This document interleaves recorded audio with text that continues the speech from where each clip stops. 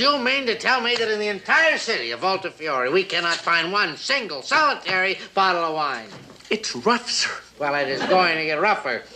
I promised General Bronson a whole case of that world-famous Voltafiore Chianti, and I've got to deliver. Oh, sir. Sir, I almost forgot to tell you. Mayor Legato's waiting outside to see you. Maybe he can help. How long has he been out there? And keep talking. About 5 minutes. About 5 minutes, sir. And you are right, sir, about him. I think that mayor is one of the finest gentlemen, a most understanding character. Buongiorno, Capitano. It's my back. I got a slippery disc.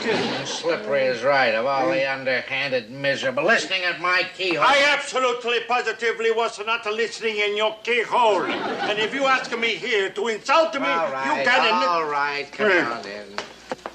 I do have a bit of a problem. That's right. A case of wine for General Bronson. I thought you weren't listening at the... All right, what about the wine? Tell me. The wine of Voltafiore. The vines they grow from Voltafiore soil, and the grapes they grow from Voltafiore vines. And it is aged in a wood made from Voltafiore trees. Our gift to the world. We don't got any. Well, what is all that with the vine and the dirt and the if you don't... This is sunny Italy, isn't it? Where is the vino? When the Germans they come in, they take all of the wine. And when they evacuate it, they hid every bottle. They always did fight dirty, didn't they? Well, I appreciate your cooperation. Oh, that's all right. Glad to be of service. Your wish is my command. Well, don't get sloppy. Well, I'm just so grateful. That'd be 300 lira. That's 300 lira for what? Well, for the information I give you about the Germans hiding in the wine. You get out of my office, you Italian. 200 lira. You owe me something. Yeah, if you don't get out of here, I'm going to give it to you. 100 lira, and that's my bottom price. Please, my back. You're going to hear from my doctor. Oh, sir, this is terrible. What are you going to tell General Bronson? I'm going to tell him nothing. That's what I'm going to tell him. I want to get that wine. If the wine isn't here in town, then it's got to be someplace else. And you know where that someplace else is? McHale's. And I'm going to get that wine out of McHale if I have to squeeze it out of his hide. He attacked me. Oh, my back. My slippery disc. He attacked me. Assassin.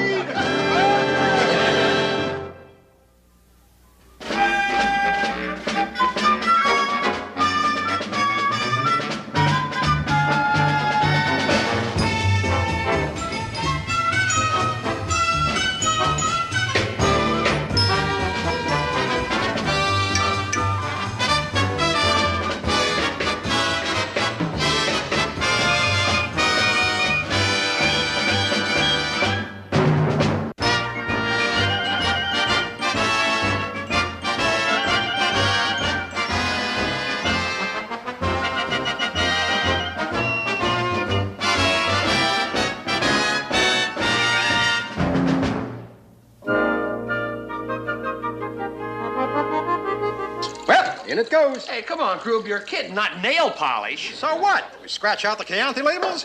Burgundy. A red one. What a great. Yeah. All right, what are you schlockmeisters up to now? Nothing, Skip. Let's get out of here. Take a small walk, fella. Hold it. Now, come here. Come on, will you move? Grape juice? Rubbing alcohol? Fingernail pop. Are you trying for wine? No, vino. Well, you could have saved us an awful lot of time, Skip. I didn't know you knew the recipe. Are you guys losing your marbles? And who's supposed to be standing watch? I could have been lead bottom sneaking up on you. Virgil.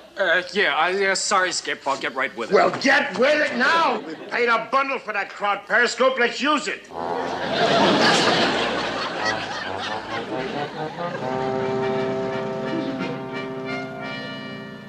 Sir, why are we stopping? You know, it's a funny thing. Every time I sneak up on McHale's base, I get the strangest feeling I'm being watched.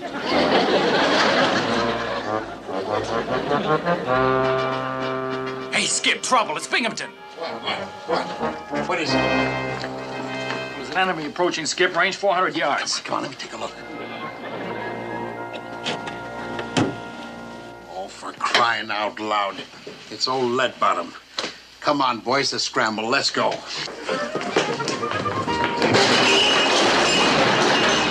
There go the first week's profits. Mamma mia! Chuck, hurry up. Binghamton's on his way in. Come on, make her the lecture, quick. But they just had a lecture. One they made up on, hanky thing. Come on. Here, do it on the map identification. Let's go. Now, this is the coast of Voltafiore. Now, when you, Attention! Hi, Captain. Just having a little lecture on map reading, sir. Carry on.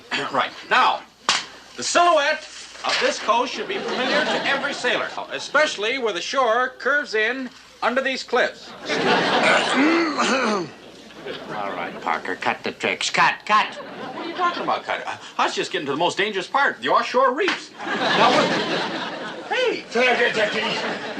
As you can see, Captain, we really were having a map reading, sir. I don't care if you're having an illegal tiddlywink contest. I have come over here to see you, McHale, on a very important matter. I want some wine. Wine, sir? Now, where would we get any wine, sir? Oh, don't go orphan Annie on me, McHale. I know that you found the Voltafiore wine that the Germans hid. So that's what happened to it. We don't have a drop, sir. Really? Hold it! All right, McHale, I want you to hear this, and I want you to hear it good. Yeah. That wine is war contraband, and if you've got it and are not turning it over to me, then I am going to write the court-martial papers in blood, and it's going to be your blood. Is that clear? Oh, yes, sir, clear. Very clear to me. I mean, why don't you just sign it with a pen and ink? I mean, you know how messy blood is. Boy, that's Will you shut up? Will you shut up? McHale, where aren't these disabled seamen of yours out on patrol? Well, we're just going, sir. Yes, sir. Come on, boys. You're in the tent. Oh, there we go. Here, I'll get the maps. Don't worry. You better take this. Bad luck to have a girl on board. You owe me for a pointer.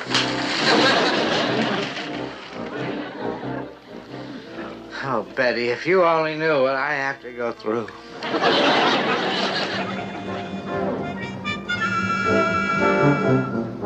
That's a good thing we're heading back in, Skip. Low on fuel. Yeah.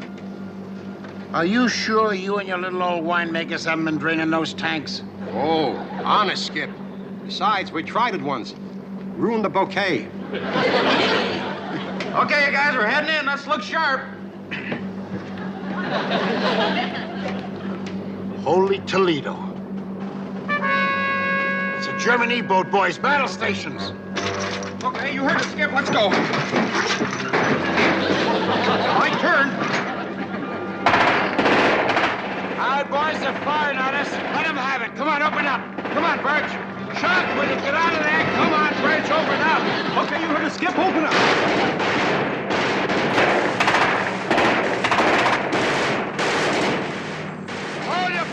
Those Jerrys are running. They're taking off. Okay, all full ahead. Let's go get him, Christy. Oh, no. Negative. We can't chase them. Our tanks are nearly empty, remember? That's too bad, Skip. I wonder what those cherries were doing in so close. Yeah, that's what I'm wondering. Well, they could have been dropping off somebody, maybe even laying a few mines. I tell you what, let's ease in there real slow-like, Christy.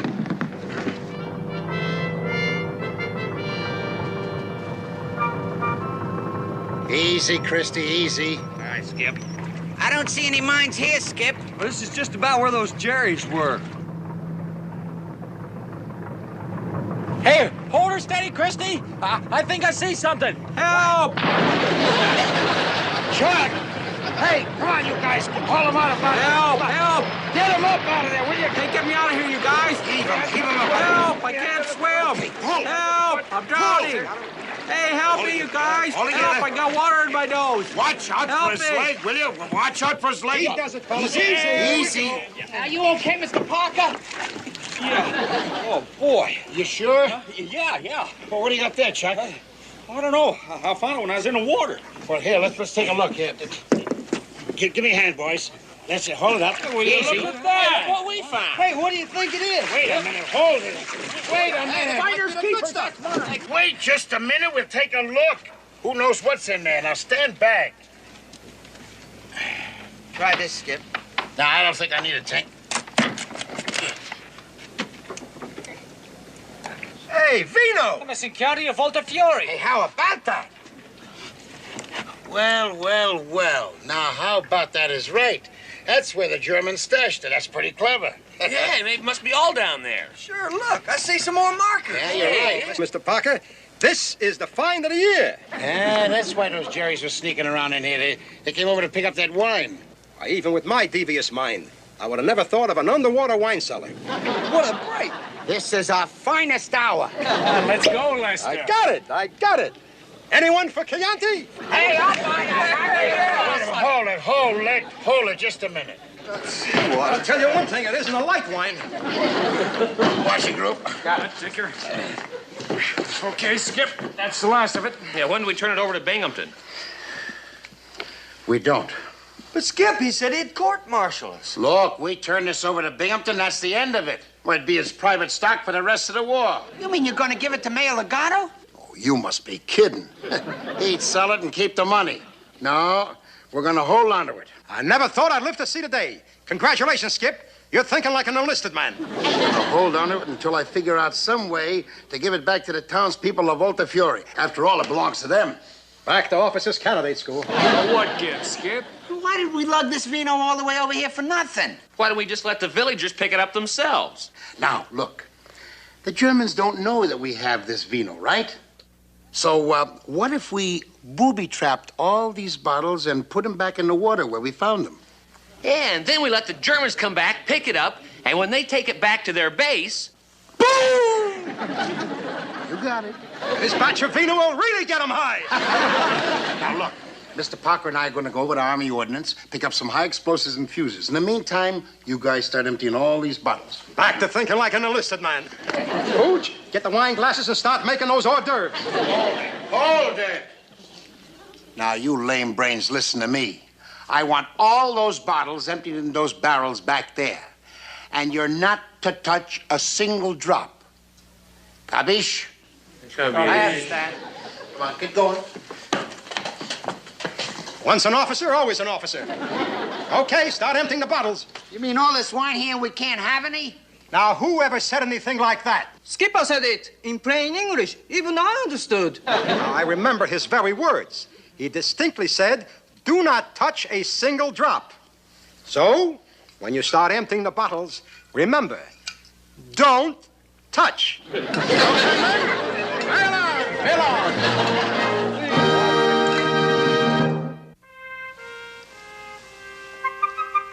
All right, boys. This is the last of Dr. McHale's supercharged Chianti. The wine with the guaranteed kick. Now, I want you boys to take it down the beach. And for heaven's sake, be careful, will you? And don't jiggle those corks, you guys. One little touching. yeah, we know. Kaboom. Easy. Well, Skip, I'm kind of nervous, so all the dynamite in those bottles. Permission to leave the room. Sure, Chuckle, but first I want you to do a little job here for me. Now, this is a list of the leading townspeople for our wine committee. I want you to ride in the town and, round them up, huh? Right, Skip. Forgot to give me the list. I tell you, Vino, we can make a fortune. Captain of Binghamton, he pay any price for a case of wine. And if McHale get... Whoop! Guardi. A Volta Fiore bottle. They have found our wine. Be careful when you lay them down. Gently. Don't worry. We know, Groob, we know. I've heard of Mickey's, but oh, brother. Perbacco. Just like I suspected. They found the wine in the hills, and now they hide in the ocean.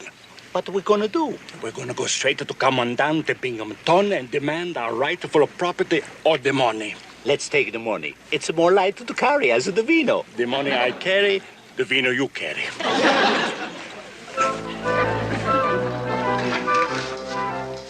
249 Via La Conda.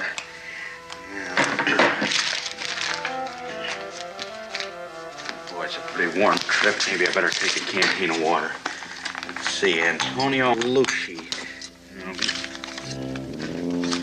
Forget him, will you? Well, those guys got this out of it.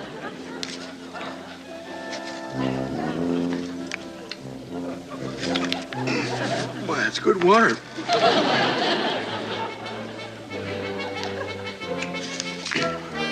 Right.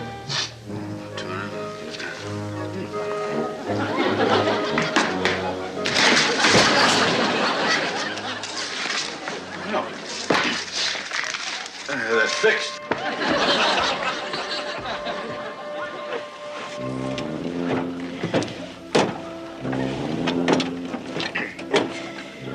I just have one more for the road.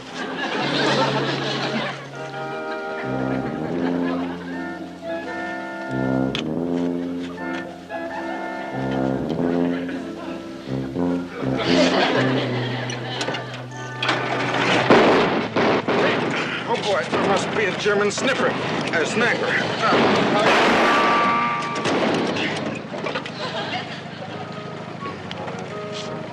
Must have got him.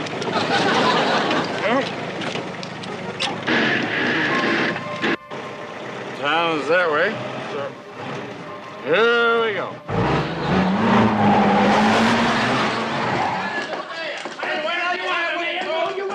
I'm sorry, you're not getting... Don't you... Sir, I'm sorry, but I tried to keep them out, and he insisted on coming in to see you. I will accept 100,000 lira and not a penny less. 100? What are you raving about now? Your McHale, he found all the wine of Voltofiore, and right now, this minute, he's hiding it in the ocean. What is this? Another one of your phony con games? Uh-huh. Phony kind of games, Dino. Write that in your little book under insult. I'm making a record of every insult you make it to me, and when the war is over, you're going to pay for everyone. You two-bit phony chiseler, you. Wait a minute. You expect me to believe that McHale has found the wine and he is hiding it in the water? In the water. I see with my own eyes. I demand the wine or the money. Dino, open the little black book to insults again. But, Signor, you didn't say anything. I will. You walking mozzarella, you. Oh, sir. What blazes is that?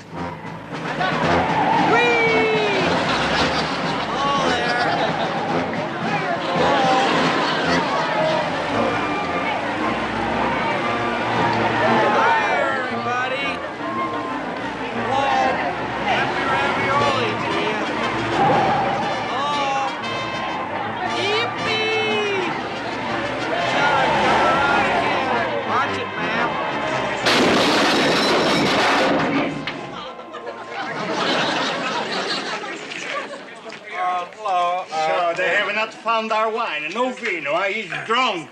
This is my living proof. Well, your living proof is going to wish you was dead because they made a mistake. This man is not drunk. Pardon me. Is your name Antonio Milsnate? You say he's not drunk? No, he's suffering from combat fatigue. Since when did they put the combat fatigue in a canteen? This is Chianti fatigue. I can hardly believe it. Do you know what that is? That's insect repellent. Insect repellent. 1937 must have been a good year for mosquitoes and tsetse flies. Maybe I'm pronouncing it wrong. Maybe it's Milsnate. M-A-N... Losney. Are you sure this is 249 Via La Conda? It doesn't say anything about being on a hill. The poor man is delirious. We've got to get this wounded war hero to a hospital, Carpenter. Bye-bye, Mayor. This is an outrage. The War Crime Commission are going to hear about this. General McClock are going to hear about this. Dino, write in your book under big lies. Eh? Yes, sir. Sir, I know you didn't want me to correct you, but Ensign Parker hasn't been in combat since... Elroy. Sir. Shut up. I know the man is drunk. But why should I share the wine with that grabbing mayor? This way I'm going to have enough wine to keep the general for the rest of the war. Good. Somebody please tell me where I can find this... Chucky. Chucky. At what beach does McHale keep the wine? Is you, Bingy? Yeah. Oh, hi. Hi. Oh, they're at Caprizio Beach, yeah. Hey, look, while we're all here, why don't we sing Wait Till the Sun Shines, Nellie? No, I don't know that. I know it, sir. He didn't ask you. Well, if he knows him, let him stay. Have you seen Antonio Malusi? Tell him I'm looking for him. Boy, this is good water. All right, this is Caprizio Beach, Elroy. Go over the side, see if you can find the wine. Over the side. Sir, I'll get wet. I know. Get over the side. But, sir, I don't... An order. Aye, sir.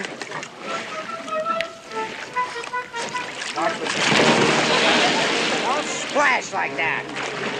Be quiet. I've seen hippopotamuses that are more graceful. Ooh, sir, I think I landed on a case of wine. Well, don't just stand there, you klutz. Grab it. Oh, yes, sir.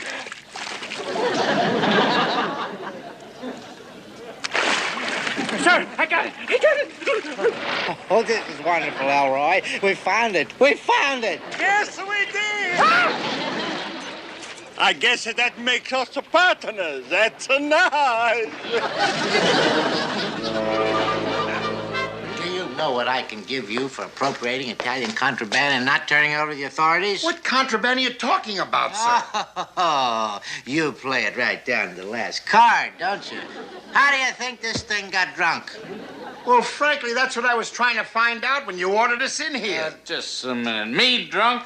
Of all the unmitigated golf. Oh, you poor slob. Your quest is ended, Clinton, because I've got the evidence, and I got it right here. Huh? Thought that would shake you up.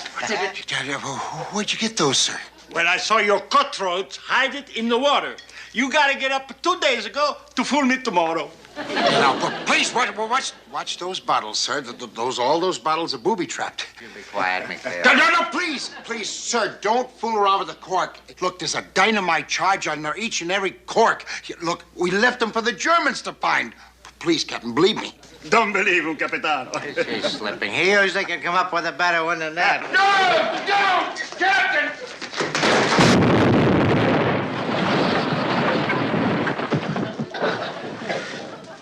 Hey, Perbacco.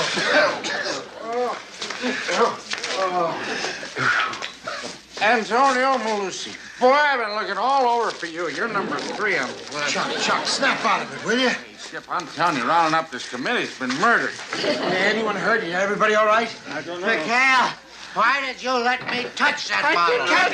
Sir, oh, my goodness, what happened, sir? Thank goodness I got you before you delivered that wine to General Bronson. I just did, sir, I just did. What? What did you do? I just put a case of wine in the back of General Bronson's staff car. It's right outside, sir, and I am sure he'd like to thank you. Stop it! What? Stop it! Too late! Heavens, I've blown up the General. Come on, quick! Does anybody want to sing Wait Till the Sun Shines, Nellie?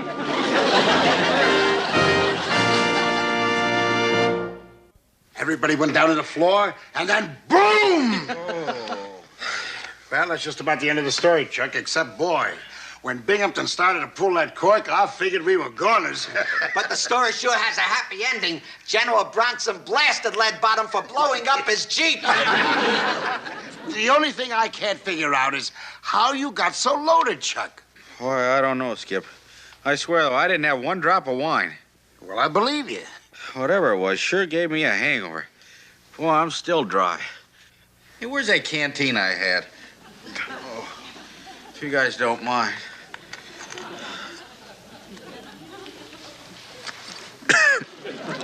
Boy, that's the strongest water I ever had. You want to try some? Yeah, I think I will. Chianti. So that's it. Why, you no-good bunch of conniving wine heisters. Come on, let's have a drink.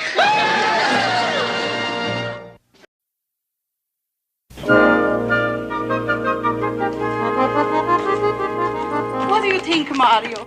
Can we have an opera season this year? Not this year and not the next year. You saw what it looked like inside. Boom, boom. All about mouth. Oh, I'm heartbroken. I miss the lights. I miss the music. I miss the opening nights. I come on the stage.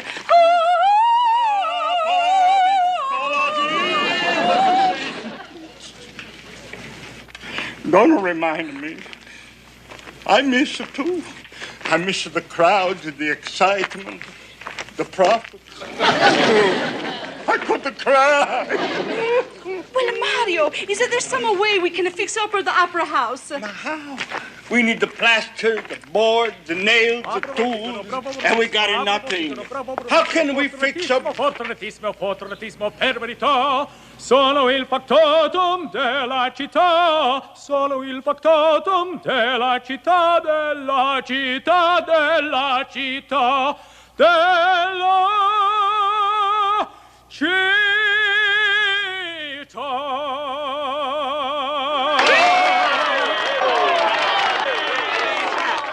Hold it, you opera lovers. Hey, Verge, how about an encore? Why, sure thing, Skip. I'm just getting warmed up. Come on.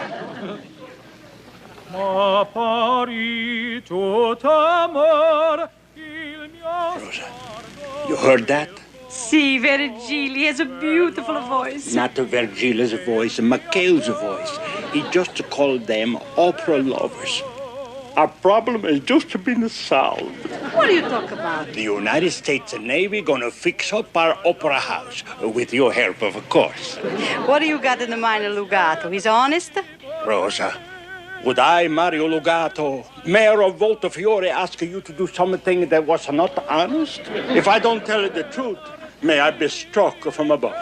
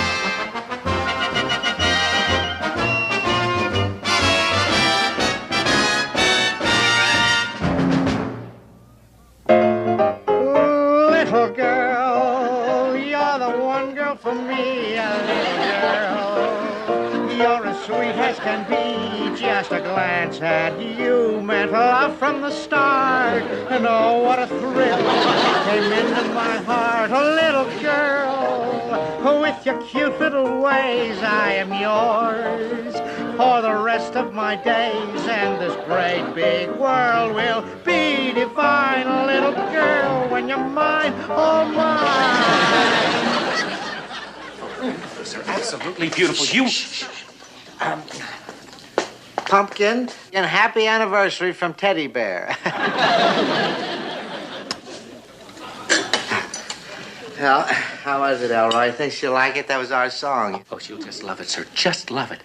I'll gift wrap it right now so that you can get it off on the afternoon mail plane. No. I want to play it back. Play it back. I think I hit a wrong note in there. Oh, sir, there were so many that were beautiful, sir. We'll play it right now, sir.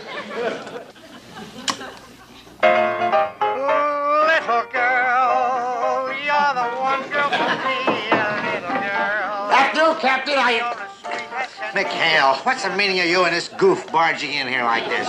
Boy, I don't blame you for being mad, sir. Hey, wow, you got stuck with a bum record. Boy, I'll say, you ought to get your money back. So it sounds warm. Oh, brother, get a load of that. Shut up. Well, it's a good thing you shut him up. I've heard of some lousy singers, but wow. Have you know that was me singing? It was. Say, you know, Skip, I kind of liked it myself. So did I. You know, it had a sort of a lilt to it. Unusual, but very good, sir.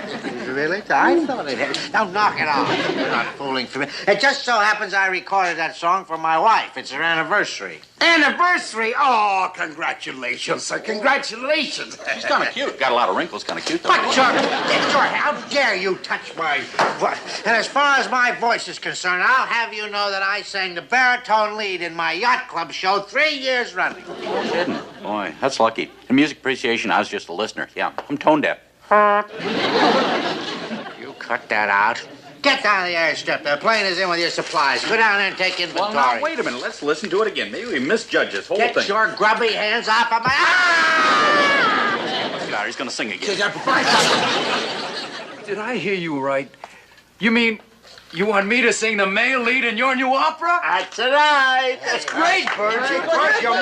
Just look at them. Virgil and Rosa are 2 new big opera stars. Well, what do we sing and when do we start? We start rehearsal immediately. Immediately after you boys are fixed up at the opera house. Now, first... Oh, wait a minute. Hold it. What do you mean, fix up the opera house? Well, the opera house needs a little fixing. Small things, like a new stage, a new seats, a new wall, a new roof. Stop at a boat. What are you trying to pull, anyway? How are we supposed to repair the opera house? Should have known there was an angle. But the angle, there's no angle. You boys just to get to the supplies, and then you pitch in, and then Virgil becomes a big opera star, eh? Oh, now, look, guys, this is my big chance. We can do it. Oh, you're making me so happy. And the opera should be so beautiful. Oh, and the intermission are beautiful, too. We sell the popcorn, a candy bar. Listen, I give you 50% of everything we sell. What do you say, partners, huh? Partners? We say you're right. And the opera, she will be so beautiful. They were caught red-handed, sir, just as they were pulling away from the Army warehouse. That's foul luck. It's too bad that McHale and Parker weren't with them, and then we could have got rid of the whole caboodle. All right, guards, take them away. You can't do this, Captain. It ain't fair. Come on, move. Hey, wait a minute. Hold it. Wait. Oh, okay, Captain, what's this all about, sir?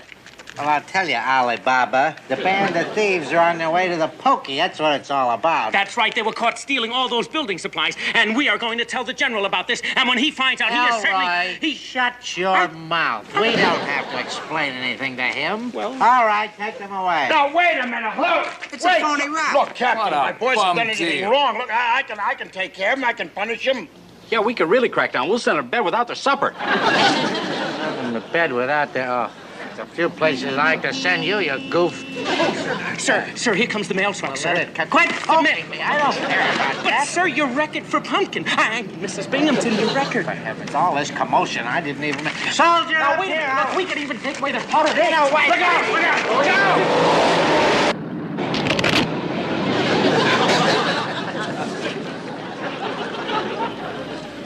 Oh, boy. Well, I guess I goofed. I guess you did, Parker.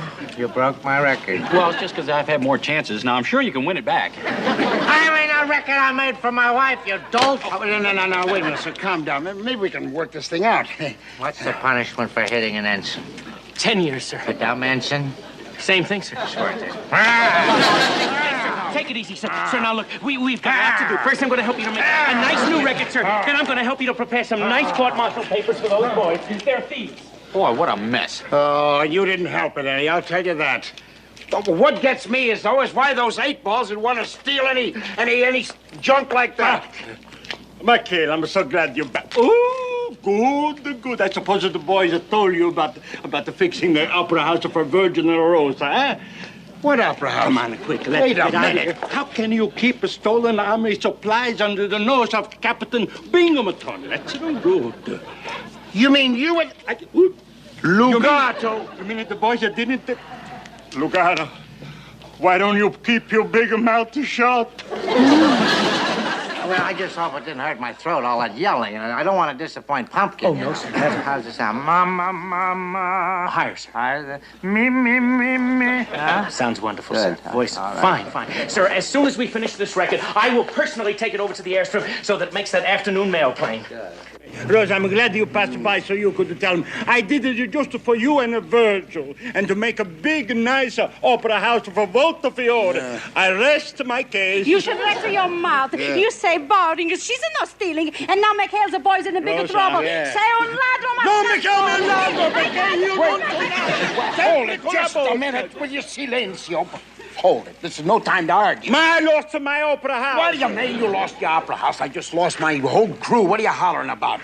Well, we gotta figure some way out of this mess. Ladro, I sputter. Don't be going. Don't be going, ladro. Please. You're the one girl for me. Hey, quiet in there! Shh, that's Captain Binghamton. Porca la miseria, such a voice. Only a mother could love. I'm a mother. I hate it. Oh, son, I'm not too fond of it. I'll shut the window. No, hold everything. Hold it. I got a plan. You got a plan? What is it? What is it? Look, I think I can got something here. We can take my boys off the hook and get you a new opera house. Meraviglioso! Bravo, McHale! Bravo! How we do this? No, look. We're gonna have to convince him to sing the lead in your new opera company. Wonderful to sing the lead. That horrible voice! That's a sick cow! Listen to him! Look, you want an opera house, don't you? I want to get my boys out of the brig. Look, you two are going to have to put on an act that's going to make him... It's going to make him feel that he wants... Am I listening to that horrible voice? No, I absolutely refuse. Positively not. You're not going to get me to sing with that off-a-key fag on. Stop the boat. Rosa, we through arguing? Si. All right, then we do what McHale said. What's your plan? Play it back, Elroy. I want to make sure it's right. Oh, sir, it sounded perfect to me. Little girl, you're the one girl for me. The voice! That's a wonderful voice! Who belongs to such a wonderful voice? Oh, it's a record. I should have known. Such a gorgeous voice. Too beautiful to be human. Do you realize you just barged in here and you... Oh, you like the voice? Shh. Who is it? Is it the Mario Lanza? No. Shh. Oh, it's a Caruso. See, no. It's a no Caruso. He doesn't have it that much heart. Mrs. Giovanni, the voice you're listening to happens to be the... Elroy, let her guess. Try Lawrence Melchior. It's a Lawrence Melchior. Oh, it's me. Oh, come on. You make a big joke with the Rosa. Oh, get a load of this. Little girl, you're the one. It is really him. Little girl, you're as sweet as... What a beautiful voice. Who belongs to that magnificent throat? Look, I'm so glad that you come. Here is that magnificent throat. Carissimo. Herr Rosa, you found him. Found who? The star, the leading man of our new opera company. Opera? The famous Voltafiore Opera Company. We have looked high and low for a man with a voice worthy enough to sing with Herr Rosa. Opera? You really think I could... Monsieur, I heard the golden tones. Well, I do sing a little, as you heard, but I mean, my only stage experience were 10 consecutive performances at our yacht club. Yacht club. That's enough for us. Rosa will be honored to sing with you. I got to tell the others. Others? But sure, the people have been gathering outside your window just to hear your magnificent voice. Sir, he's right. There's a whole group of townspeople gathering outside. Oh, this is amazing. I mean, I knew I was good, but magnificent. Well,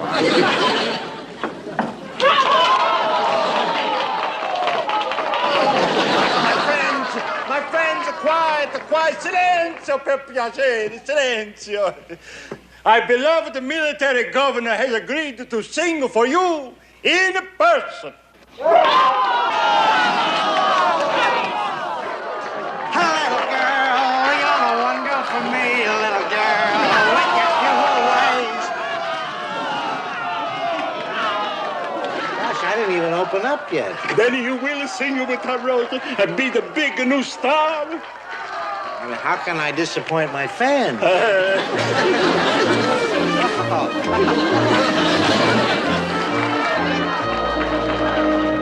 that the price price we have to pay to get out of here? We have to listen to Binghamton sing opera? I'll deal that at the firing squad. Well, I'd rather face the firing squad. Skip, I got a weak stomach. Listen, Skip, I was supposed to sing the lead in that opera. And he sings down good. All right, hold it. Wait, is that all the thanks we get? You're out of the brig, there's no court-martial. All you gotta do is help rebuild the opera house and listen to Binghamton sing one performance. Now, I'd say you're getting off pretty easy. Easy? Oh, my aching back. What about my aching ears? Now, Skip, that is a bum rap. I'll bum rap you.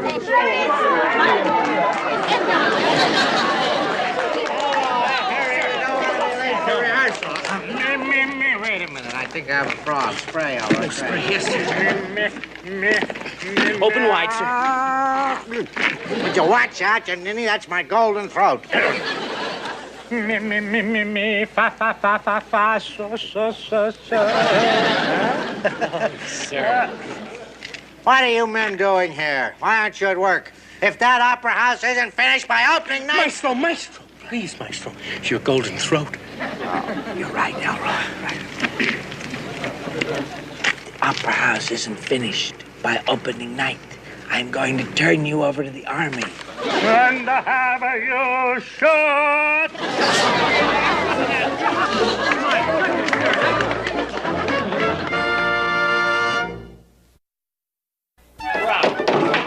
You did a pretty good job in there, boys. How's it coming out here? Well, we're almost done. Well, this has been work, Skip. Skip, the work I don't mind. But do we have to sit through this thing? You not only have to sit through it, but tonight, after it's all over, we're all gonna yell bravo. Yeah, and just to make sure we get it right, we're going to practice. All right, now let's hear it.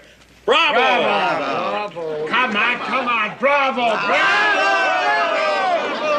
Thank you, Fan. Thank you. All right, now, McHale, this is important. Now, I want these cushions placed front row center. Front row center, what for, sir? For General Bronson and his aides. You heard him, fellas. General Bronson and his aides? What's the matter with that, McHale? I'll have you know when I sang in the yacht club, people came from far and wide to hear me. But, Elroy. Sir. I want you to put in a call for Eisenhower and Montgomery for next week's performance. Isn't he wonderful? General Bronson, holy jumping Hannah. Skip, we got to do something and fast. General here's lead bottom hit a high note. We are dead. I'm headed back to the brig, huh? Wait a minute, Gruber. Now, look, let's all get our noggins together and we can come up with something. Hey, Skip, I got an idea. Look, suppose when the gentleman gets there.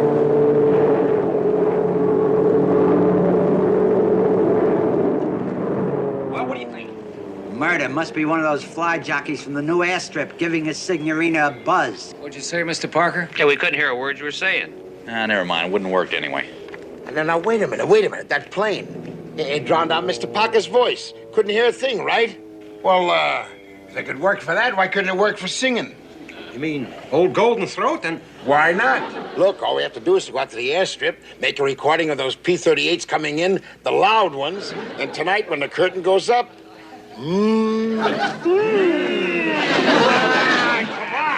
All right, clear the stage. Clear the stage. I don't want any visitors. I don't want anybody back here who isn't in showbiz. All right, calm down now, sir. How can I calm down? This is my first opera. I know. What do you mean by a crack like it? Carpenter! Right here, sir. Don't ever sneak up on me on an opening night. It makes me very happy to escort to you and your brave soldiers to your cushions.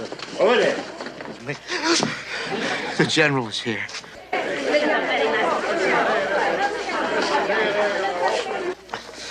got to go and get dressed. 2 minutes!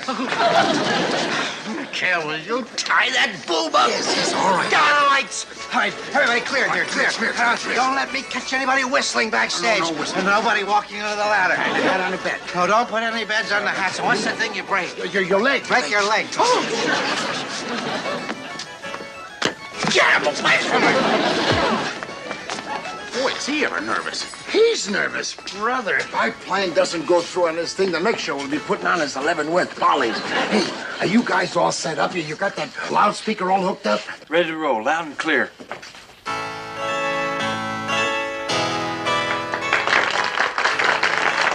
Hey, Willie, stand by.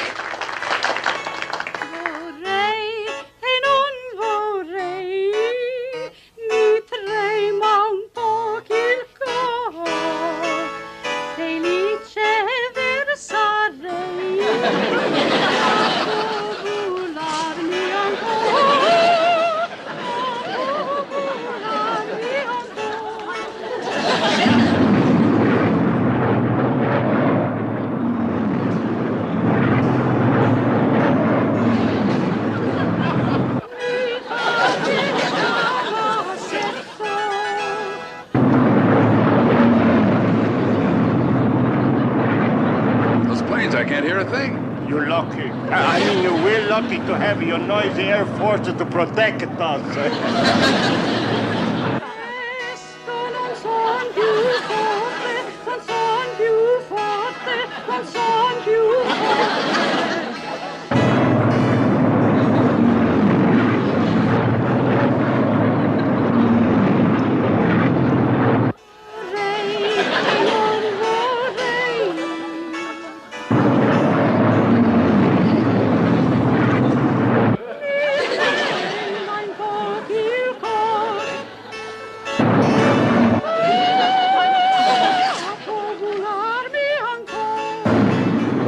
Captain of Binghamton has a wonderful voice. Can you hear him? Sure, I got the 20/20 ears. So far, we're doing okay, but I think he's starting to sing louder. Willie, turn that record over. We'll give him the twin-engine bomber noise. I can handle it. I'll get it. Let me try. No, let me get it. Chuck, what'd you do? Now, don't worry. I was very good at jigsaws.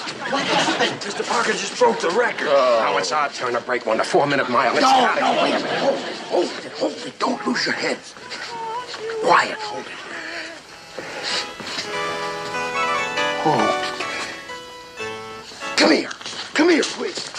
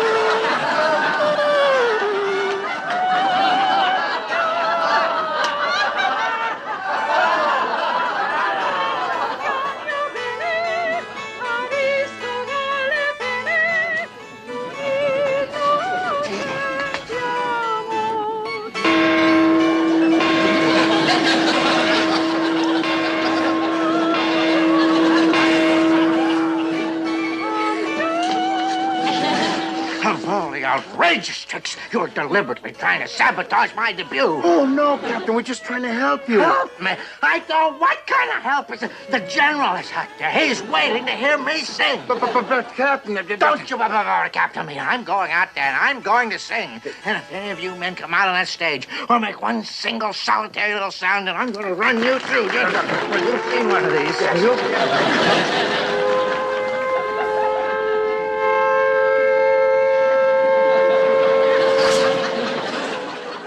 Somebody up there likes us. You've gone too far this time. Now, you turn off that air raid, sir, or I'm going to call the MPs. But, sir, it is an air raid. Come on, we better take shelter. Hands off of me. It's just another one of your tricks. No, wait, just another one of McHale's tricks.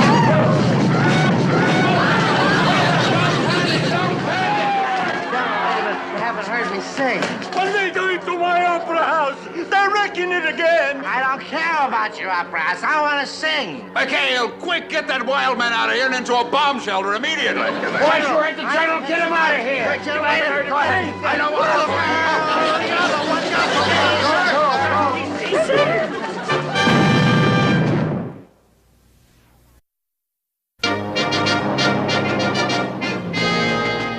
Binghamton, I don't know when I've had such an enjoyable evening. Air raid and all. Well, I'm glad you liked it, sir. Yes, when I first came down here, I thought you were going to sing real opera. That show was hilarious. Hilarious? Yes, and that was brilliant, that part of you putting in the sound effects when you were supposed to sing. Absolutely hysterical. Yeah, I enjoyed it, too. How about the part when he blew the horn in my face? A great show. If I can swing it, I'm going to have you repeat your performance before my fighting men on the front lines. Thank you very much, General. The front line? Yes, well, gentlemen, back to the war, and a hearty well done. General, I wear glasses, General. My back hasn't been... Why don't you take carpet? Oh, sir! Well, that's our captain, boys. He can't...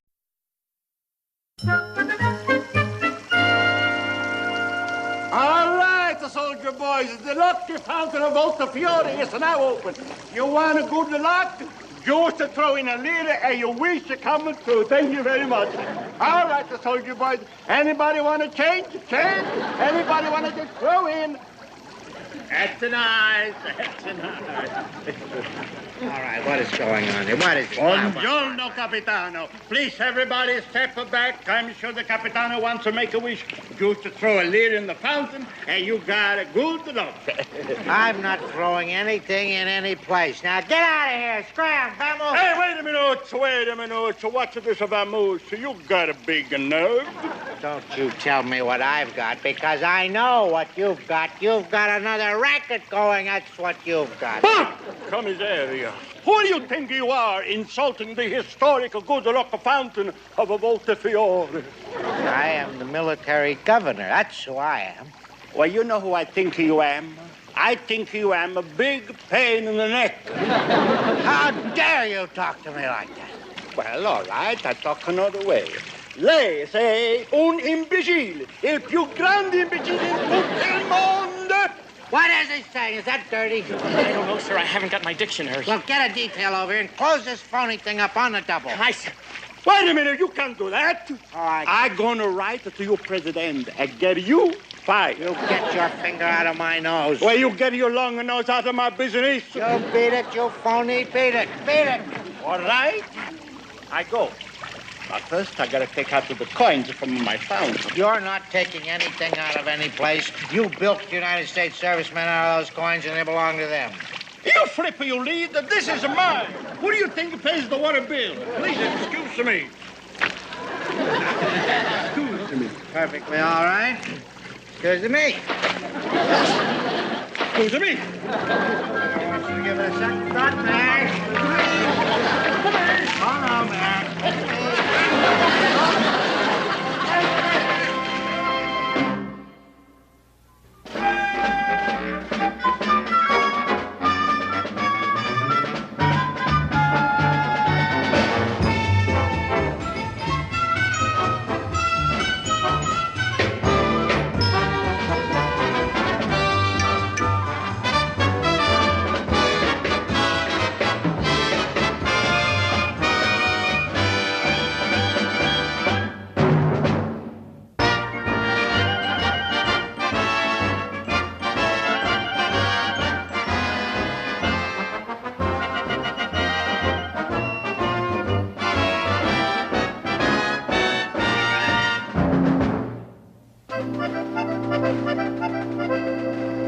Well, Voltefiore, here we come. There'll be a hot time in the old piazza today, huh? Italian dictionary. I want to talk to my date. Who wants to talk? I like pantomime. Scooby-Dooby-Doo.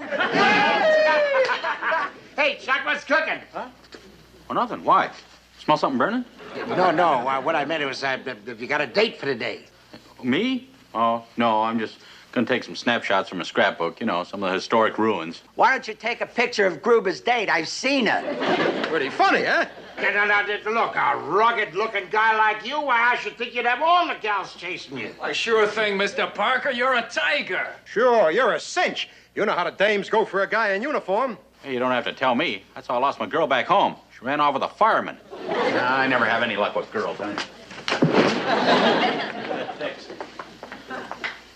Skip, I sure feel sorry for Mr. Parker. Yeah, me too. Well, stop feeling sorry and let's do something for him. You mean find him a girl? Oh, that should be tougher than the D-Day landing. Oh, look, we've got to convince him he's not a loser. It's not all bad luck. I think I got a way. Wait a minute. Look, this may sound crazy, but the mayor just opened up that phony good luck fountain of his, right? Well, why don't we use it to get Mr. Parker a girl? You'll never go for it. Why, anybody with half a brain knows it's a fake. But then again, we're talking about Mr. Parker. Let's try. I tell you, Chuck, I got a feeling today's going to be your lucky day. Yeah, me too. I think I'm gonna get some great pictures, boy. Hey, what'd I tell you? Say, pardon me. Hey, grab me over. Look, boys, we got to work fast. Now, look, Virgil, I want you to go in and find Maria. I know she'll help. Now, hey. Hey, Mayor Lugato.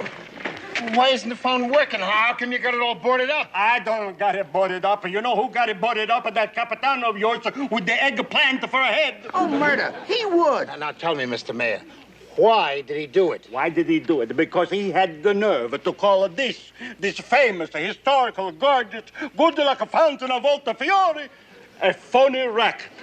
Well, isn't it? Why, sure, but that's none of his business. I hope it's a gold braid that turns green. Busy, busy, busy. It's one staff meeting after another. Certainly not easy to be a military governor. Here comes that cockamamie Capitano right now. Oh, Fairma yourself. Get away from the Jeep. I'm on my way to the airstrip. Oh, good. They send you back to the United States, magnifico. The captain is not going back to the States. He is going to Palermo for 2 days to a staff meeting. And when shut your big mouth. You don't have to explain anything to him. Have a nice trip, Captain. Have a nice trip. Arrivederci. Auf Wiedersehen. Aloha. Good riddance. Oh, get out. This bunch is up to something, I can tell that. Oh, no, sir. When I get back here, this town better be exactly the way I left it. Shove off, big mouth. Bye, Captain. Bye. Bye-bye, sir. Bye. Skip, what a break. Yeah, when the rats are away, us cats will play. Maybe we can still help Mr. Parker. Hey, maybe you're right. Hey, what do you say, amigo? Do you think you could open up the fountain there just for a little while? Well, I like it to, it's a big risk. Oh, well, how big do you figure it would be? Maybe in the neighborhood of 50 lira? Well, I like a much nicer neighborhood, the 200 lira. Well, it's not nice for honest man to go against the military governor's orders. 100 lira. I open up. All right, the boys, we open up. Come on, let's go. It's pushing time. Step right up. You want to luck, turn the book. The book for luck. Thank you very much. Maria, we'll never forget you for doing this for us. You'll be making a lonely American very happy. The Navy will remember you forever. You're very patriotic. See, and also I'm out of nylons. But how do I know this Mr. Parker? What does he look like? Well, now, I'd say he's kind of, he's sort of like, well, I think he's... You save yourself the trouble, Skip. There he is.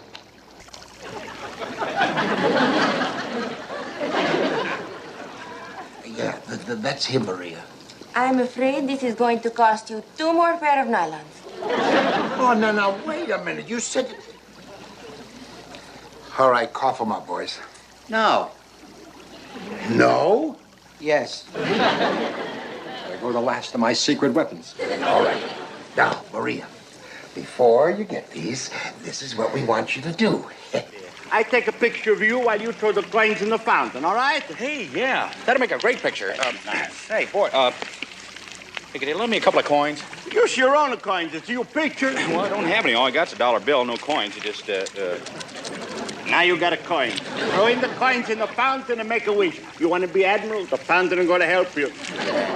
Ah, buongiorno, signor Sindico. Buongiorno. Hi, Chuck. Hi, Skip. How are you? I'm going to have my picture taken by the mayor. You know, he says I could be an admiral just by throwing a coin in a fountain. Kind of silly, isn't it? Please, don't call my fountain silly, eh? That's right, Chuck. Now, this good luck fountain really works. All the time. Sir, never misses. Well, if I had the choice of wishing to be an admiral or meeting a beautiful doll, I know what I'd pick. You do? Yes, sir. Being an admiral's a cinch. But glomming onto a beautiful gal, that doesn't happen every day. I'd be happy to happen to me once a year. Well, come on and give it a try. What do you got to lose? The only kind of luck I ever have is bad luck. Look, why don't you do like Tinker says? Why don't you wish for a beautiful signorina? Well, okay. Wait a minute. Here, let's take a picture while you're doing it. Here we go. Hey, I got a lovely shot. Chuck, from now on, you're going to have nothing but great luck. That's right. You think so? Nothing's happened yet. Oh, well, the fountain doesn't work just like that, but soon. No, you got to give a little time. You Americans are always in such a big rush. Help! Please! My bicycle is running away. Quick, Chuck. Somebody save her. Oh, Yeah, a runaway bike. Somebody better do something. Here, you, Chuck. You're the closest. Yes, sir. All right, hold it, lady. Here, I can help.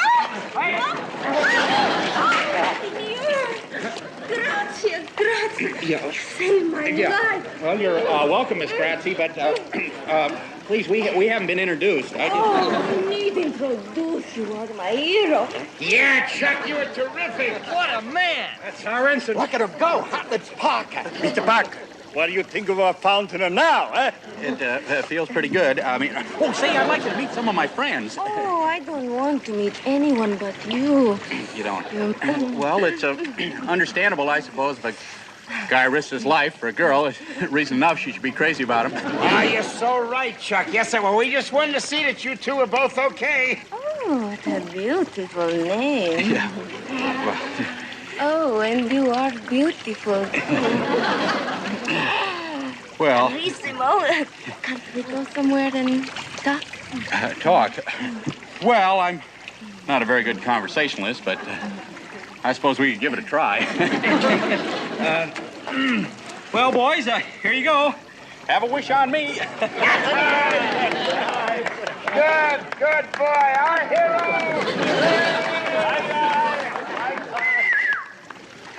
Well, that was beautiful, Skip. Yeah, look like Mr. Parker's cured. Never mind, Mr. Parker. I'm going to toss in a coin myself. Tonight, all right, the boys, step up and make a wish. This is the lucky fountain.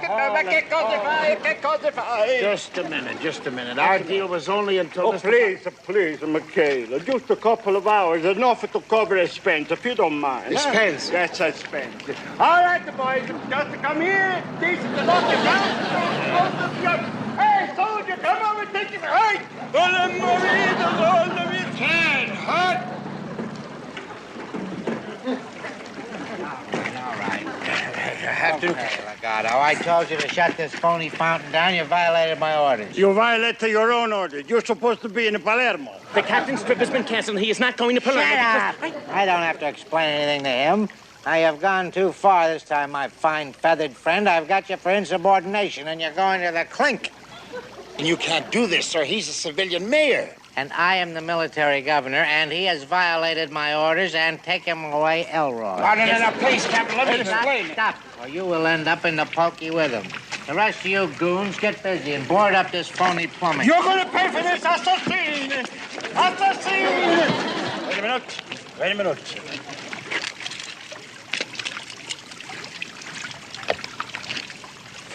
Fountain, here's my wish.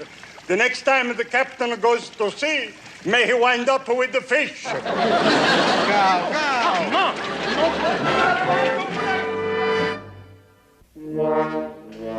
This is a disgrace to Voltafiore that I, Mario Lugato, the mayor, should be behind the bars like a monkey in a zoo. This is no way to treat a nice, humble, honest mayor. All right, it's our fault, and we'll try to get you out. Boy, I'll go along with that. If it wasn't for your fountain, I'd have never met Maria. Boy, can she ever kiss. I got an idea. Why don't you throw a coin in the fountain and wish that you were out of there? Well, it's lucky it worked for me. Ooh, if only we could get Binghamton to... Binghamton! That miserable Capitano. I'd like to wish him all the bad luck I wish all of my worst enemies. Hey, just a minute, amigo. I think you got something.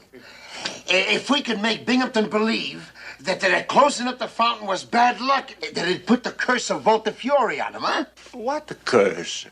That's no curse. Well, look, you know it and I know it, but he doesn't. And by the time we got through with him, why, he'd be so shook up that he'd be begging you to open up that fountain. Hey, we get it, Skip. We put the old whammy on lead bottom. And make him think his luck has changed. Capisce? But you do not have to take my word for it, Captain. That's right. You can take mine. I am not going to take anybody's word for anything. That curse of Voltafiore, that's a lot of poppycock. Captain, look, I don't want anything happen to you because of a broken-down fountain. Well, nothing is going to happen to me. Something is going to happen to the mayor. That's who it's going to happen to. Impeachment. I've already notified Colonel Harrigan. But, Captain, look, you can ask any one of those townspeople, and they'll tell you that something terrible has happened every time that fountain has been closed. Especially to the rat who closed it. You get Goofy out of here. All right, sir. We tried to warn you.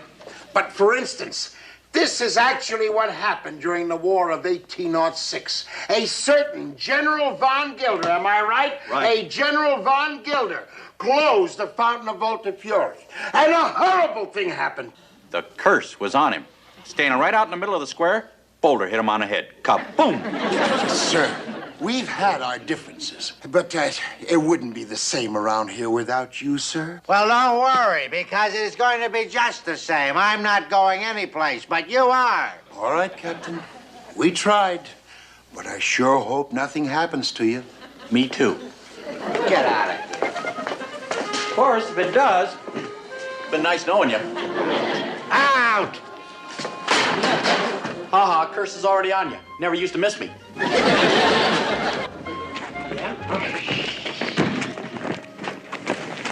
Well, how'd you make out? Did the captain go for it? Well, of course not.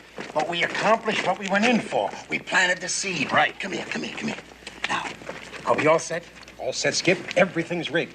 Just say the word, and the curse of Voltafiore rears its ugly head. Now, when the colonel sees how I handle the mayor's impeachment trial, I know he'll put me in for something. Probably a citation. Oh, sir, if anyone deserves to get something, it's you.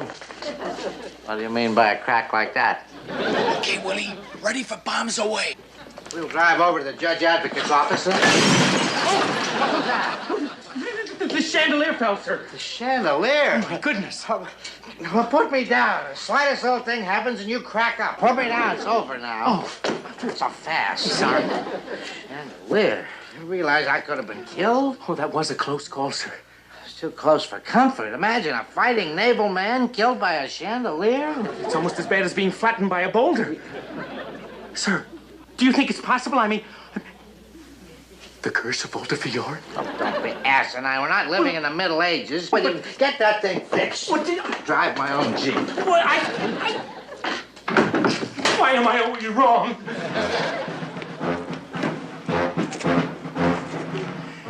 You did put the whammy on the captain's Jeep, huh? Oh, yeah. I took out the brake shoes. Brake shoes? Brake shoes?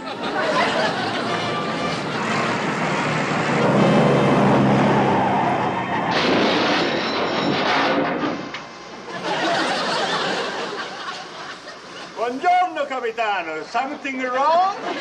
You jailbird. Captain, what happened? The curse of Voltafiore, sonny. Oh, stop with the stupid curse.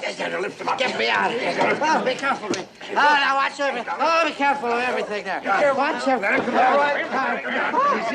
Oh, hope nothing's broken. Oh, nothing's broken. You kidding, sir? The axle's broken, the hood's broken, the jail's broken. I don't care about it. I mean, me. I'm just testing, sir, to make sure everything's all right. Get away from me, that's all. Get away. Oh, you sure had a narrow squeak there, sir. Yes, sir. Well, you could have been knocked off. You'd like that, wouldn't you? Oh, sir. I would. Sir, are you all right? Did something happen? No, nothing happened. I always stop my Jeep that way. Well, it's just a little bad luck, that's all. You know, sir, that curse of Voltafiore could be working. Oh, poppycock on it. It was just an accident, like a chandelier falling. The chandelier, sir? Why, what happened with the chandelier? Oh, McHale, the whole shit. Oh, never mind what happened to this. Just clean up the mess, that's all. All right, boys, let's do what the captain says. He may not be with us too long. That's right. It's been nice knowing you, sir. We'll write to Mrs. Binghamton. Yes, what kind of flowers would you like, Captain? You write to Mrs. Binghamton and let's get out of here. Stop that, all of you. Just stop it. Yes, sir. Hurry back to the office and tell the judge advocate we're going to be late. Going to be late. Yes, sir. Capitano, it's later than you think. 2 close calls in 5 minutes, sir. I'm beginning to worry. Do you think that curse could be for real? I'm not worried about any stupid curse. Oh! Look out, sir! Look out! Oh, we really got him walking on his heels. Here. This should be the clincher, boy. Go get him. Right, come on, Willie. Must have been an accident, that wine barrel. I mean, there couldn't be such a thing as a curse of Voltafiore, Elroy. There just couldn't be such a thing as a curse. Oh, what have you done now? I didn't do it. Sir, are you all right, sir? Captain, sir! Captain, this is urgent! Oh, urgent. What is it now? Sir, these orders just arrived at the radio shack for you. I rushed them over on the double in case something happened to you. Here. Get your hands off me. Here, I'll get it. The orders.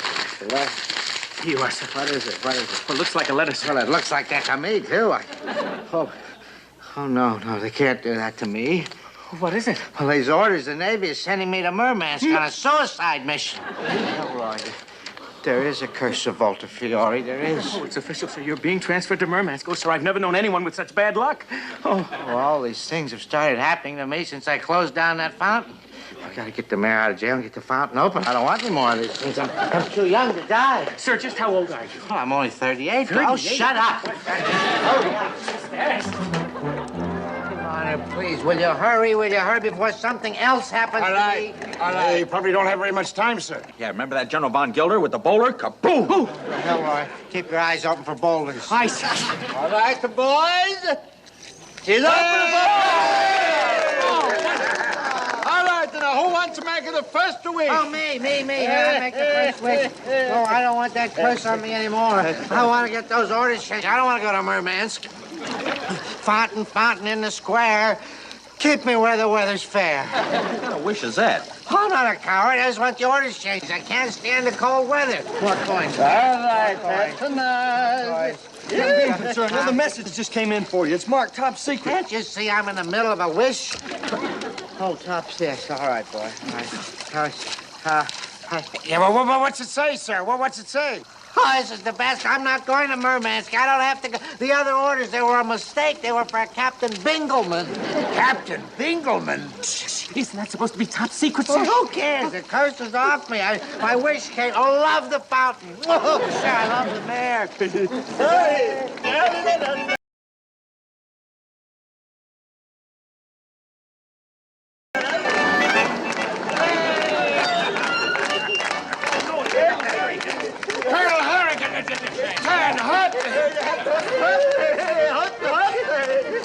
What thunderation's going on here, Binghamton?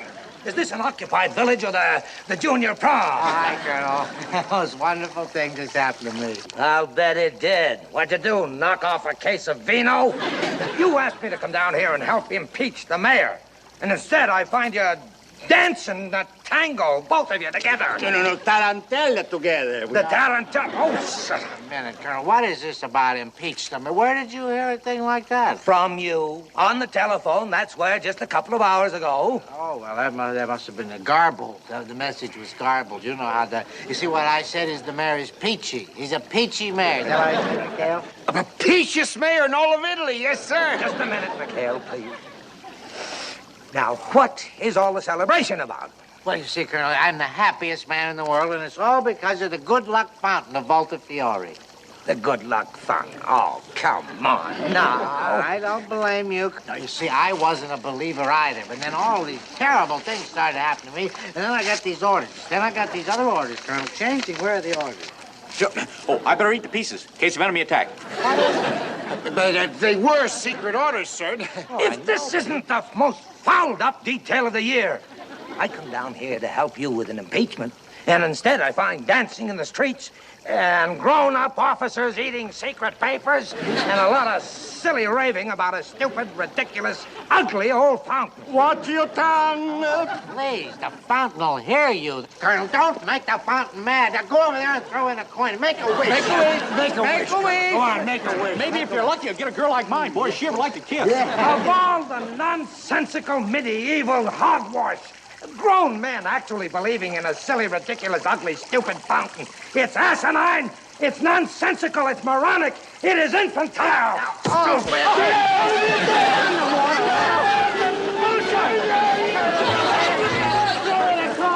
Put a coin, let go of me, you.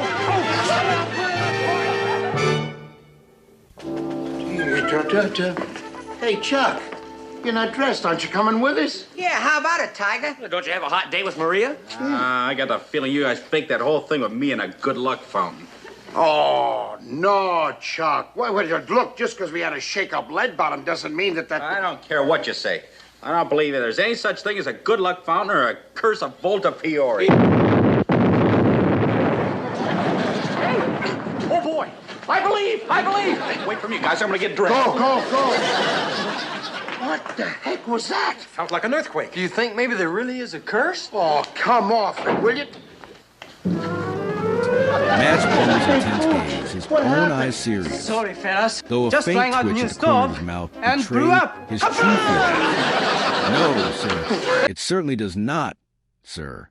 It looks, if I may be so bold, sir, like the face of a man who has consumed entirely too much spicy chowder. But, Commodore, with all due respect, I must ask you to perform the same courtesy. Take a good look at me, sir. He gestured dramatically to his perpetually unbuttoned collar, revealing a surprising amount of tan chest hair, to the wild tangle of his dark, wind-swept hair, the slight smirk playing at the corner of his lips, and the faint, lingering scent of brine and illicit pineapple rum that always seemed to cling to him like a second. Skin, do I look like a base commander? Sir, does my very essence radiate administrative acumen? Do I exude an aura of rigid, uncompromising discipline? I think not, sir. I'm a sailor, a fighting man, not a desk jockey. Ensign Pip Percival Plimpton III, who had followed Finn into the office, his anxiety levels already spiking from the general air of chaos and Bumble's dramatic. Pronouncements couldn't help but blurt, "He's got you there, Wally." He immediately clapped a hand over his mouth, turning bright scarlet, realizing his grievous error in addressing the Commodore so informally. He shrank slightly, anticipating instant demotion, perhaps even a public flogging with a wet noodle. "No, sir. No. Easy does it, sir." Finn quickly interjected, trying desperately to smooth things over, to prevent Plimpton's certain demise. "Now, look, Commodore, I'm a saltwater skipper. Sir, my soul is forged in brine and sea spray. My destiny lies upon the waves. I'd be no good behind a desk. I'd drown in paperwork. Sir, literally, my spirit would wither. I'd be worse than useless, sir. A total administrative wreck, a veritable black hole of efficiency." He even performed a little pantomime of struggling to swim through towering stacks of imaginary forms, flapping his hands helplessly, gurgling in a comically pathetic manner. Bumble, however, was impervious. His focus remained laser-sharp on Finn. "McGinty, I wouldn't think of asking you to take on a big assignment like this gargantuan administrative burden without some help. That would be inhumane. You need a crutch. McGinty, a suitable lackey to manage the administrative trifles, and the endless stream of paperwork that will surely overwhelm you. So, I'm appointing Plimpton here, acting executive officer. Consider it a steep learning curve for the young man, and a perfect distraction from your more anarchic tendencies, your insufferable penchant for rule-breaking and chaos. Ensign Pip Percival Plimpton III, whose career aspirations rarely extended beyond successfully completing a spreadsheet without any critical errors, maintaining impeccable penmanship, and perhaps one day earning a medal for consistent pencil sharpening, nearly fainted on the spot, his face turning an even more ghastly shade of pale, a faint green tinge to his lips. "Oh, boy! Did you hear that, Skipper?" he squeaked, his voice cracking with disbelief, his eyes wide as saucers. "Acting executive officer. Me, a man of limited experience. Oh, thanks. Commodore, you'll never regret this. I think, maybe, I hope I don't set anything on fire, sir, or lose the entire budget to a road pigeon." Bumble merely waved his hand grandly, a dismissive flick of the wrist. I know. It's a risk I'm willing to take. Plimpton, a necessary sacrifice for the greater good. Here you are, McGinty. Take this."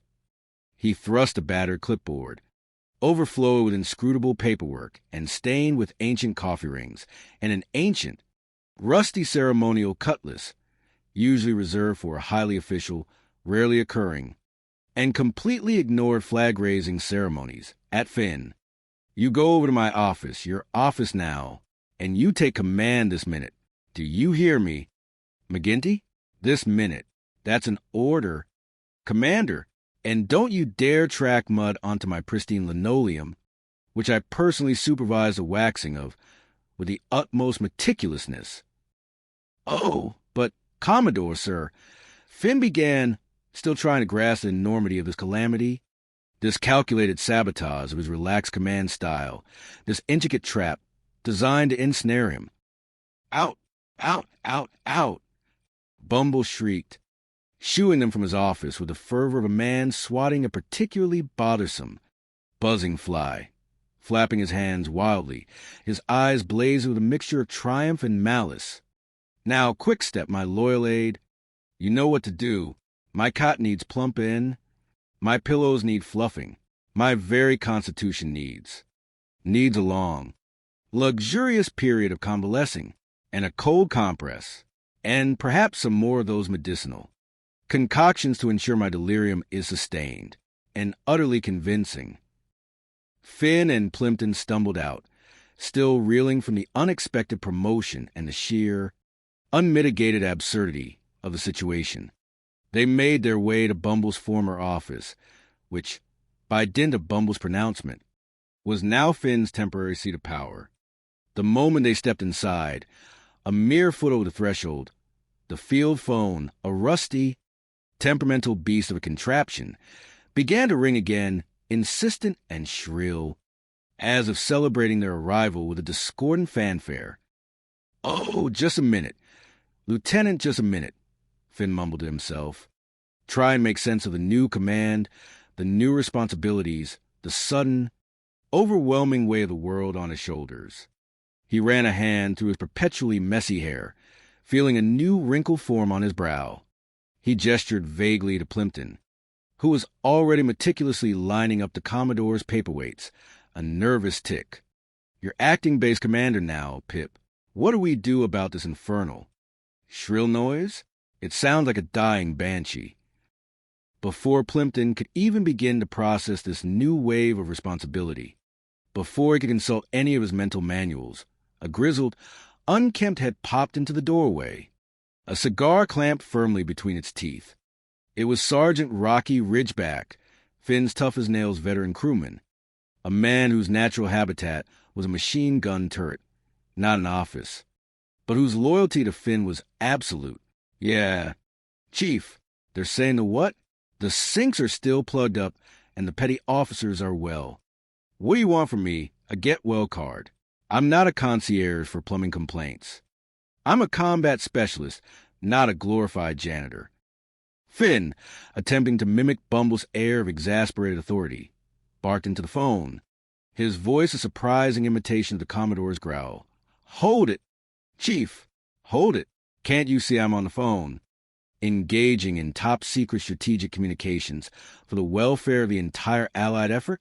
Yeah, I know, Skipper, but He paused, his eyes widening as Rocky presented him with something.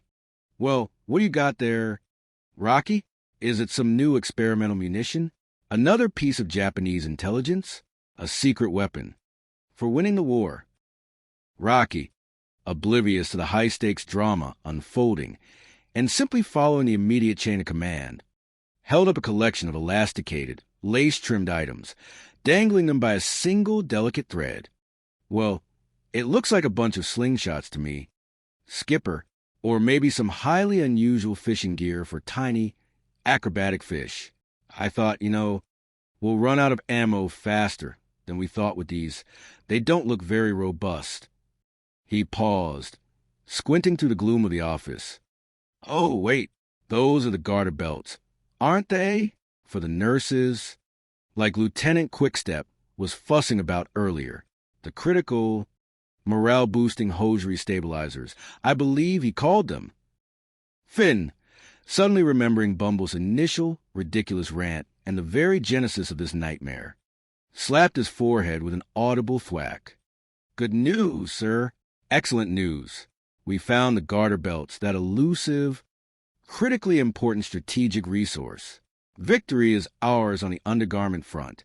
Oh, I'm sorry. Chief, I'm sorry. I got my wires crossed.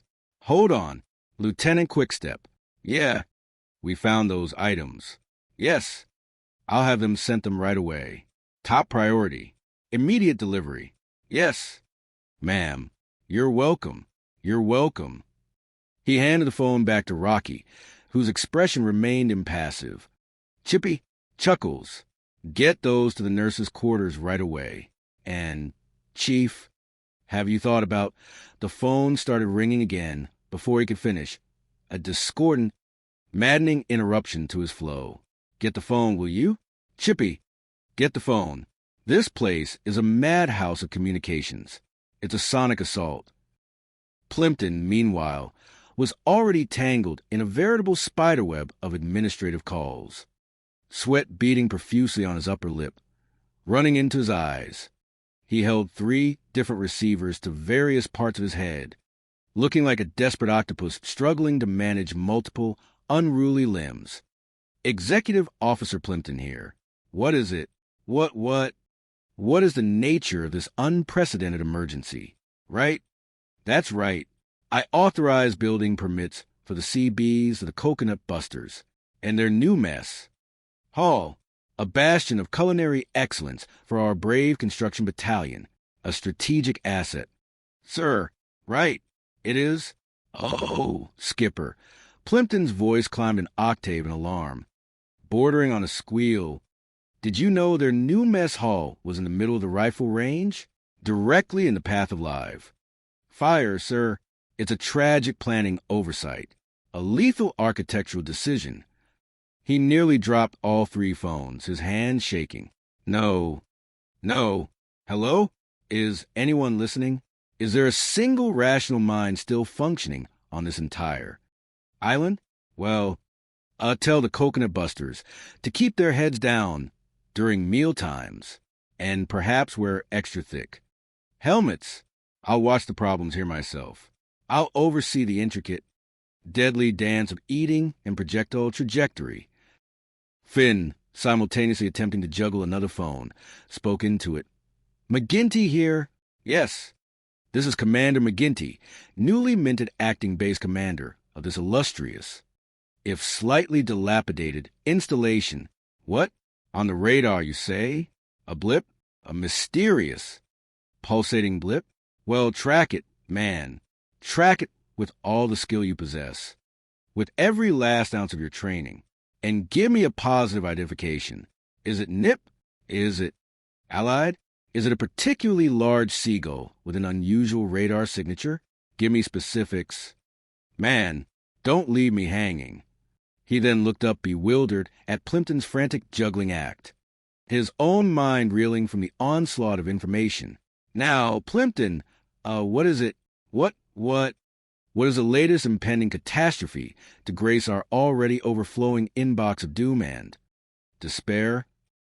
At that moment, Doodle Higgins, McGinty's eternally cheerful and somewhat rotund torpedo man, wandered into the office like a lost, happy puppy, carrying a half-eaten coconut and a wide, innocent grin, completely oblivious to the rapidly deteriorating state of executive sanity around him. Hi, Skipper.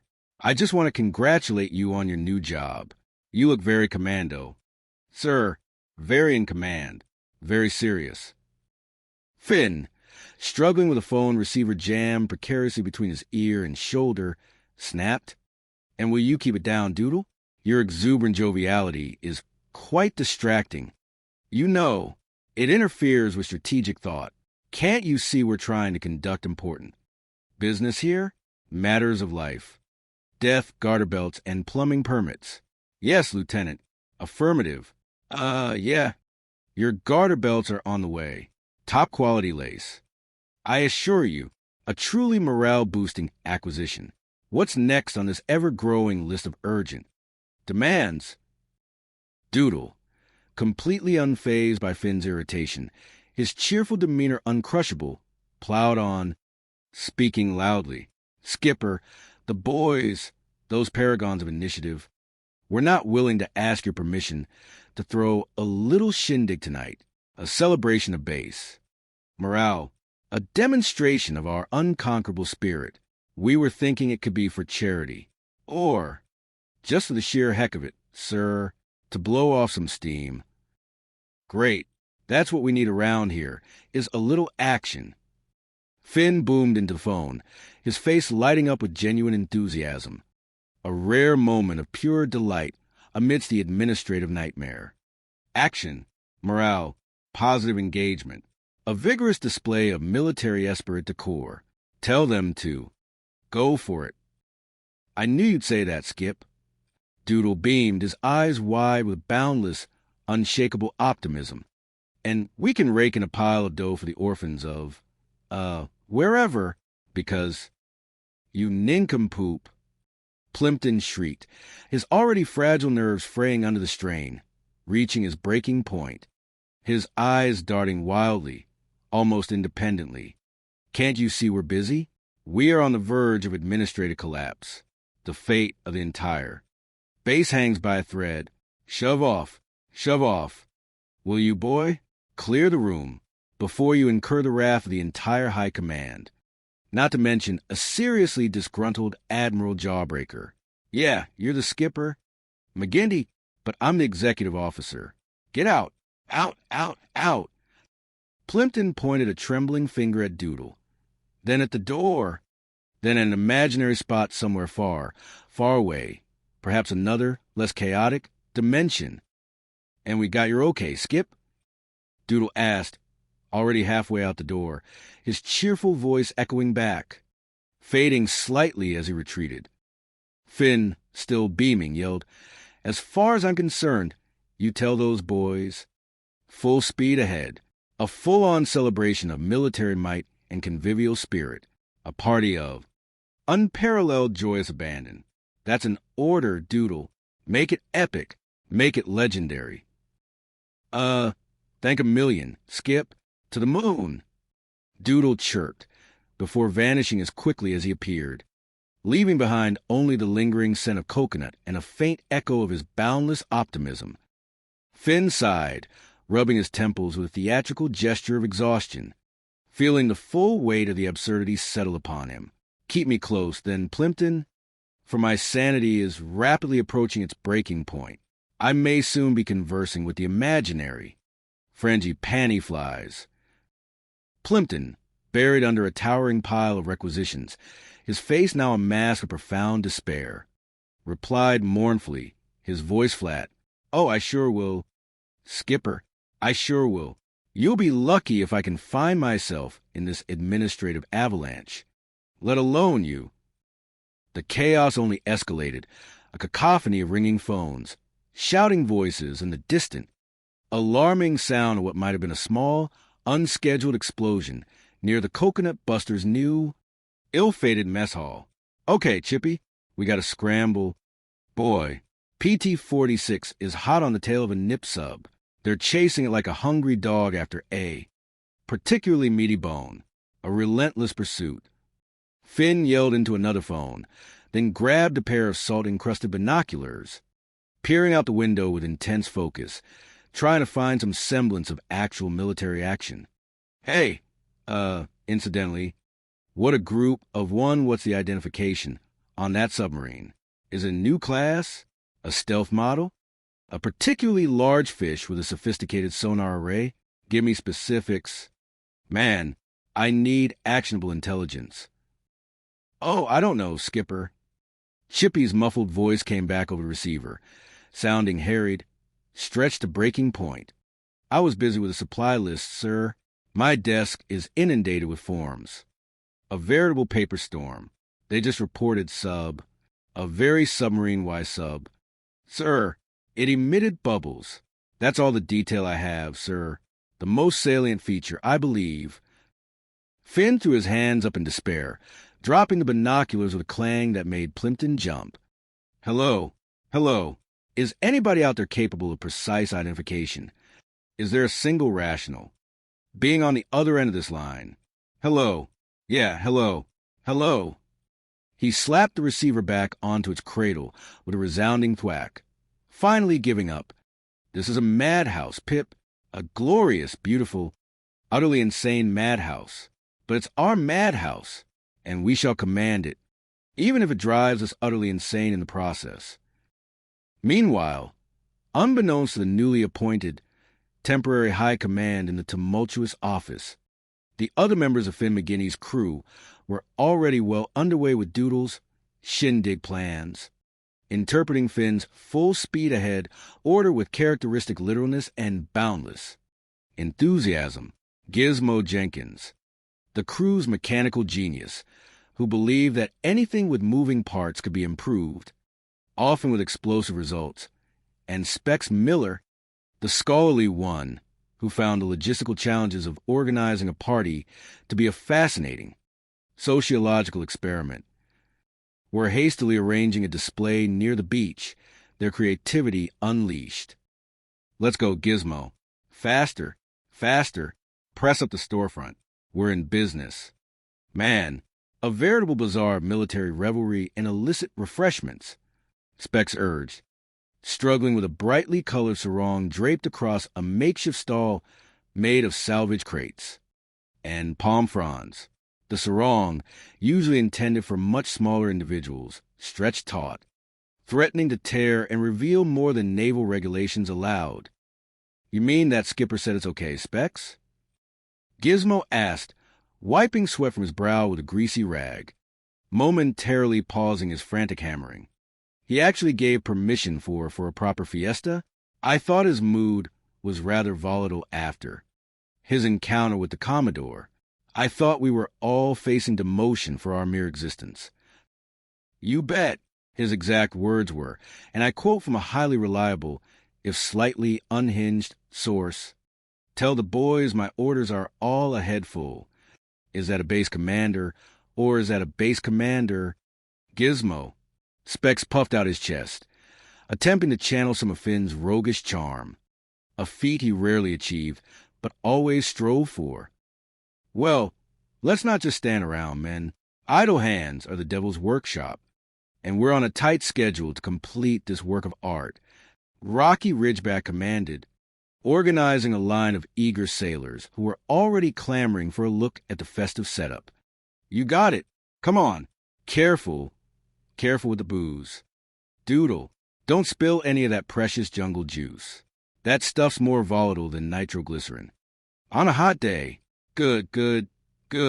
Keep it flowing. Come. You're all looking at me with eager anticipation. Come on. Whoa. Steady there, before you knock over the decorations. Doodle, meanwhile, was carefully balancing a precarious tray of particularly potent homemade cocktails, wobbling precariously, the liquid within a murky concoction of fermented fruit and unidentifiable spirits, sloshed dangerously, threatening to spill its intoxicating contents onto the sandy ground. Well, let's go. Take those crumbs. Nobody wants warm jungle juice, especially not at a 5-star shindig. Rocky then grabbed a megaphone, its metallic surface glinting in the tropical sun. Yeah, me and my lawnmower. Let's go. Hang those garlands. Get them strung up. All right, men. Get your money ready. Line up. The most fantastic wingding of the year, a celebration of epic proportions, is about to start. Give a little sample. Girls, just a quick peek at the marvels to come. That's enough. That's too much. Don't spoil the grand reveal for the masses. Come right this way. Beautiful. Absolutely stunning. There they go, wiggling their way right into my propaganda. A masterpiece of public relations. Oh, this is going to be spectacular.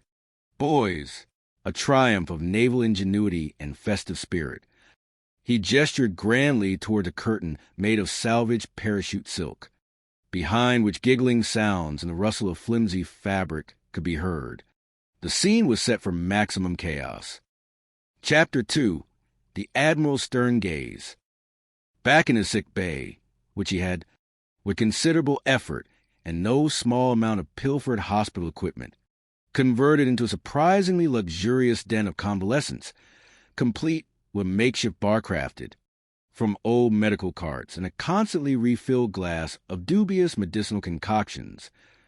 Commodore Bumble, despite his self-imposed incapacitation, was keeping a close eye on the proceedings through a set of high-powered binoculars aimed squarely at McGinty's newly occupied office.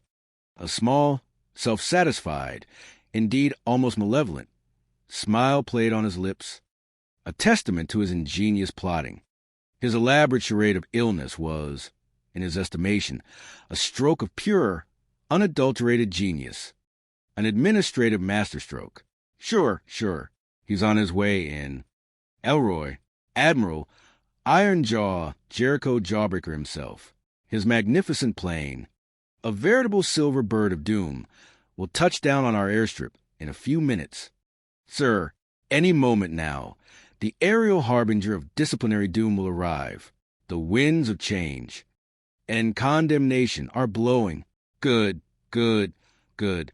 McGinty, the scoundrel, that impudent sea dog, is as good as dead. His career, indeed his very naval existence, is on the chopping block, ready for the axe. The lost boys of Coral Cove Atoll didn't let me down. Elroy, their rampant insubordination, their glorious disregard for all things sacred and military, is perfectly timed for maximum devastating effect. They are instruments of my delicious revenge. Private Mort's Myrtle, Bumble's personal aide and general whipping boy, hovered nearby, nervously polishing an already gleaming bedpan, his expression a mixture of profound terror and bewildered obedience. He was trying, with minimal success, to look helpful while simultaneously remaining as inconspicuous as possible, as if he could magically melt into the wallpaper. Well, sir, I suppose they are, well, a little boisterous, sir, their current festivities, which sound remarkably unnaval for a base, might be considered by some sticklers for decorum to be a touch undignified for a naval base during wartime. Even for a Saturday afternoon, sir, I believe I heard a trombone. Boisterous, Myrtle? Bumble cackled, a dry, rasping sound that crackled like burning leaves and seemed to vibrate the very air. He pulled himself up on an elbow, his eyes alight with malicious glee. They've turned Coral Cove Atoll into a regular Roman orgy. Man, a veritable bacchanalian feast of inappropriate revelry, complete with half-dressed girls and everything. Myrtle, it's beyond magnificent, beyond boisterous. It's precisely what iron-jawed jawbreaker abhors. With every fiber of his being, with every rigid sinew of his disciplined mind, he'll have McGinty strung up by his own bootlaces. He'll use his ribbons as tinsel for the next Christmas tree. It's going to be a bloodbath of disciplinary action, a veritable purge. Elroy, a magnificent purge. Myrtle, whose concept of a Roman orgy was probably based on a faded picture in a well-thumbed history book.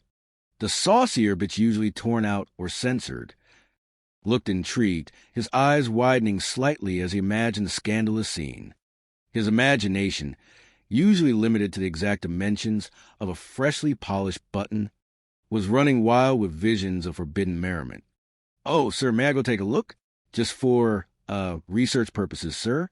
To, better understand the enemy's recreational activities. Of course, Commodore, a deep dive into the sociology of hedonism and its tactical implications. Bumble spun around in his cot with surprising speed, his fake frailty momentarily forgotten as he glared at Myrtle. He smacked the binoculars down onto his chest with a thud. Control yourself, Lieutenant.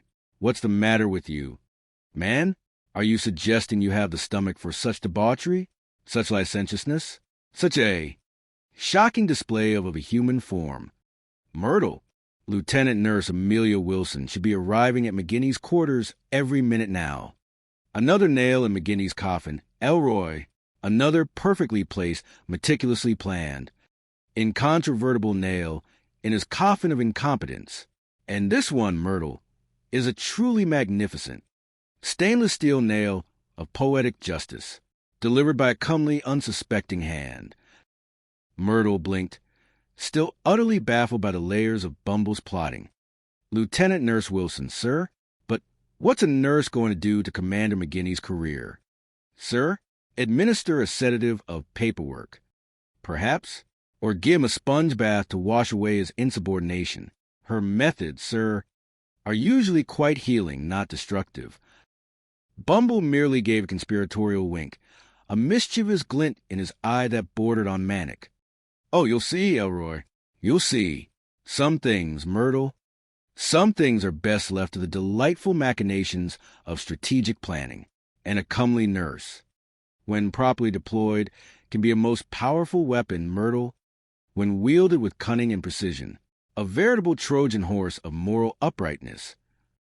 Meanwhile, back at Finn's new command center, the beach office that Bumble had graciously and strategically bequeathed him, Ensign Plimpton was frantically trying to clear a path through the burgeoning pile of incoming messages. He was sweating profusely, a worried frown permanently etched on his face, resembling a particularly anxious gnome. "Yeah, Chippy, have this sent over to maintenance, will you? And this to logistics. And this to quartermaster. And this to, oh, yeah, all right. All sailor. Nurse. All right." He stammered, his words tripping over each other, as Lieutenant Nurse Amelia Wilson, a strikingly composed and intelligent woman in a crisp, if somewhat wilting uniform, walked into the office. She carried herself with an air of professional efficiency that stood in stark contrast to the rapidly descending chaos around Finn and Plimpton. Her presence seemed to cut through the oppressive heat and disarray, a cool breeze of competence. "Pretty nice time to press what you have there, Ensign Plimpton," she remarked, her voice calm, and even observing the disorganized state of the desk and the general air of panic with an almost clinical detachment. She then turned her gaze, cool and assessing, towards Finn, who was struggling with a jammed inkwell, having inadvertently inked his cheek. "Lieutenant Wilson, what are you doing here, Commander McGinty?" she asked Finn, who was momentarily dumbfounded by her presence, having forgotten Bumble's secondary plot entirely. She then added pointedly, "And if I may be so bold, Commander, you're out of uniform, quite conspicuously so." Finn, caught completely off guard by her arrival and her perfectly modulated tone, stumbled over his words, blushing furiously, the ink on his cheek making him look like a startle mime. "Out of uniform? What? Oh, well, not by choice, of course. Lieutenant, it's part of the mission. You see, an intricate deception, a cunning ruse to fool well. You wouldn't understand specifics. Lieutenant, they're highly classified, top secret, national security level." Lieutenant Wilson simply raised a perfectly arched, skeptical eyebrow, her expression unreadable, betraying no hint of judgment, only an almost scientific curiosity. "Commodore Bumble thinks you've been working too hard, Commander, pushing yourself beyond all reasonable limits, to the point of mental exhaustion, and he sent me over to take you for a swim. He seemed very concerned about your mental well-being. A refreshing dip in the bracing tropical waters should do wonders," he said, "for a troubled mind." Her tone was as smooth as polished steel. Finn's eyes narrowed, a look of dawning comprehension slowly spreading across his face as the layers of Bumble's treachery peeled away, revealing the dastardly depth of the plot. "Commodore Bumble? Concerned about my health? My mental well-being? That'll be the day. Lieutenant, that day will arrive when monkeys fly out of my ears and angels play trombones in the mess hall. There's something fishy going on around here, Lieutenant. Very, very fishy. And it smells suspiciously like rotting cod left out in the sun for a week. Or perhaps, more accurately, like a freshly brewed plot from Commodore Bumble himself, seasoned with a peculiar blend of paranoia and malicious intent." He suddenly snapped his fingers, a sharp crack in the tense silence. "Here, Plimpton, it's all connecting now. Matt McGinty's beach office. The rendezvous point. Check. Yeah, right. Okay, nice tip, that devious old snake. He's trying to frame me. Lieutenant, frame me good."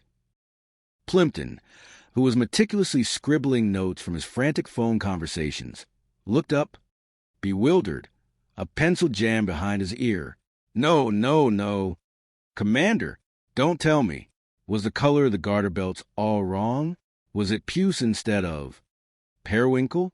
I specifically requested periwinkle, as that aligns with optimum morale regulations. Sir, this could be a critical flaw in the supply chain. Finn waved him off, a look of grim realization slowly spreading across his face. eclipsing the earlier panic. No, it's nothing like that, Plimpton. It's far, far worse, far more immediate, and far more catastrophic. Admiral Jawbreaker's plane just landed. Plimpton, his metal bird has touched down on our very airstrip. He's on his way over here in a Jeep.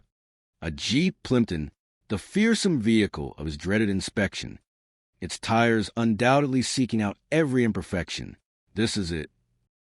Oh, well, if that's all it is, then Plimpton started, exhaling a premature sigh of relief, before the full horror of Finn's words finally registered in his addled brain. Iron-jawed Jawbreaker is coming here? Today? Oh, no. Oh, no, no. No, you don't suppose there's a sneak inspection here. Commander? That fiend, that meticulous monster. Now I get it. That bumble is all sitting pretty in. That sick bay, playing the invalid, orchestrating his nefarious schemes like a spider in his web. And I'm left out here in a griddle. We're sautéed. We're roasted. We're flambéed. We're utterly, completely, irrevocably doomed, Skipper. Plimpton began to hyperventilate. Lieutenant Wilson, however, remained remarkably calm amidst Plimpton's histrionics, though a flicker of curiosity played in her intelligent eyes. But, Commander, I don't understand. All the Commodore wanted to do, according to his very earnest request, was to ensure your well-being. He was quite eloquent about it. He stressed the importance of your mental fortitude for the war effort. Yeah, eloquent. My foot. Finn snarled, his easy-going facade dropping like an anchor caught on a seabed mine. He just wanted to set me up to be clobbered by the toughest admiral in the fleet, a sacrificial lamb on the altar of bumble self-preservation. He wanted to watch my career go up in smoke. Well, it ain't happening. Not today, Lieutenant, not on my watch. He turned to Lieutenant Wilson, his eyes burning with a sudden, fierce determination. Girlie, we got work to do. Important work. Urgent work. You better get out of here and get out of that suit. Yes, your uniform. Lieutenant, it's far too official for the chaos that's about to descend. It would draw unwanted attention. Yeah, you better put something else on. Something inconspicuous. You wouldn't want to see her out of here. Like this. Come on, come on, come on. Plimpton, you too. Get a move on. Get rid of that official paperwork. We'll get this place to look like a tornado just ripped through it. We got work to do. Very destructive. Very messy work.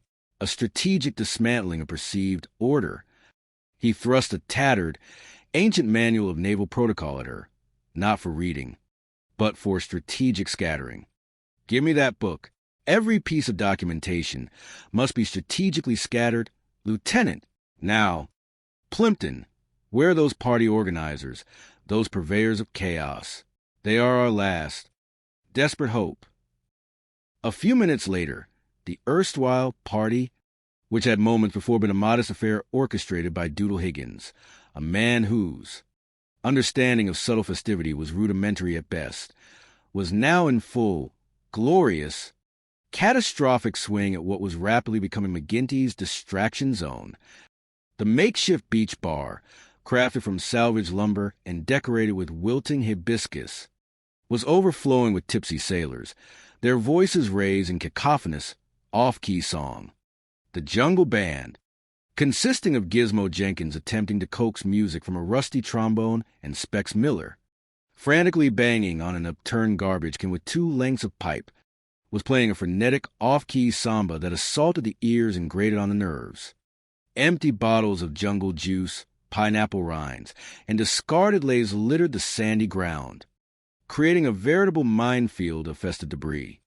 And the sarong-clad hula girls, actually several large, hairy sailors in various stages of drag, including a surprisingly agile Rocky Ridgeback and a deeply committed Specs Miller, who had embraced his role with unsettling enthusiasm, his heavy stubble peeking from beneath his coconut bra, were gyrating with alarming, hip-swiveling enthusiasm, their coconut bras threatening to defy the laws of gravity and decent taste. The entire scene was a sensory assault of noise, movement, and dubious hygiene. Doodle Higgins, completely unburdened by irony or any real understanding of the imminent danger. Spotted Finn, his face flushed with the revelry and the sheer joy of a party well executed. Oh, come on. Skip, I didn't know you liked that Rafferty so well. The guy's throwing a party for him. Way! Diplomatic genius, our Admiral Jawbreaker, to inspire such spontaneous merriment. Finn grabbed Doodle by the shoulder, his grip surprisingly firm. A grim determination replacing his earlier joviality. Where's the blasted party? Doodle, is this what you call an appropriate level of controlled chaos? This is an uncontrolled eruption of utter mayhem. Come on, have a call about your old face. You'll be needing a new one after Jawbreaker gets through with us. Parole your buck. I need you to help me dismantle this festival of folly. I'll tear him, limb from limb, if this isn't tidied up immediately. He gestured frantically towards a chaotic dance floor, where Rocky Ridgeback was now attempting a complicated flamenco step in a sarong, narrowly avoiding a collision with a weaving sailor. Come on, dance with the hula hotshots. Wiggle your blues away. Do a quick step. Parole your buck. Throw him off. Throw him off the dance floor. Oh. I say, Skipper, are you the first dancer on the house? If so, you're doing a remarkably bad job of it. You're too subtle. Finn marched straight to the stage. A rickety platform assembled from old ammunition crates and dangerously stacked coconuts, where a particularly exuberant Rocky Ridgeback, adorned with a wilting lei and an unconvincing coconut bra that strained against his considerable pectorals, was attempting a shimmy that defied the laws of physics and good taste. His heavy boots pounded rhythmically, shaking the entire stage. Pick one out, Rocky. Pick a new profession, perhaps one that doesn't involve impersonating tropical dancers. I'm going to turn you inside out for this. Utter mockery of naval decorum. What do, you madman? Turn off that music. The party's over. You hear me? Over. Like a bad dream. It has reached its ignominious conclusion. Cease and desist. This charade at once. Rocky, momentarily confused but ever respectful of Finn's authority, especially when Finn looked genuinely furious, which was a rare sight, saluted stiffly, nearly dislodging a precarious coconut bra. But, Skip, in the office just moments ago, you gave me a magic word. You said, full speed ahead. You endorsed rampant jollity. You endorsed a festival of goodwill. You were, dare I say, quite keen. Finn gritted his teeth, his jaw tight, a muscle throbbing in his temple.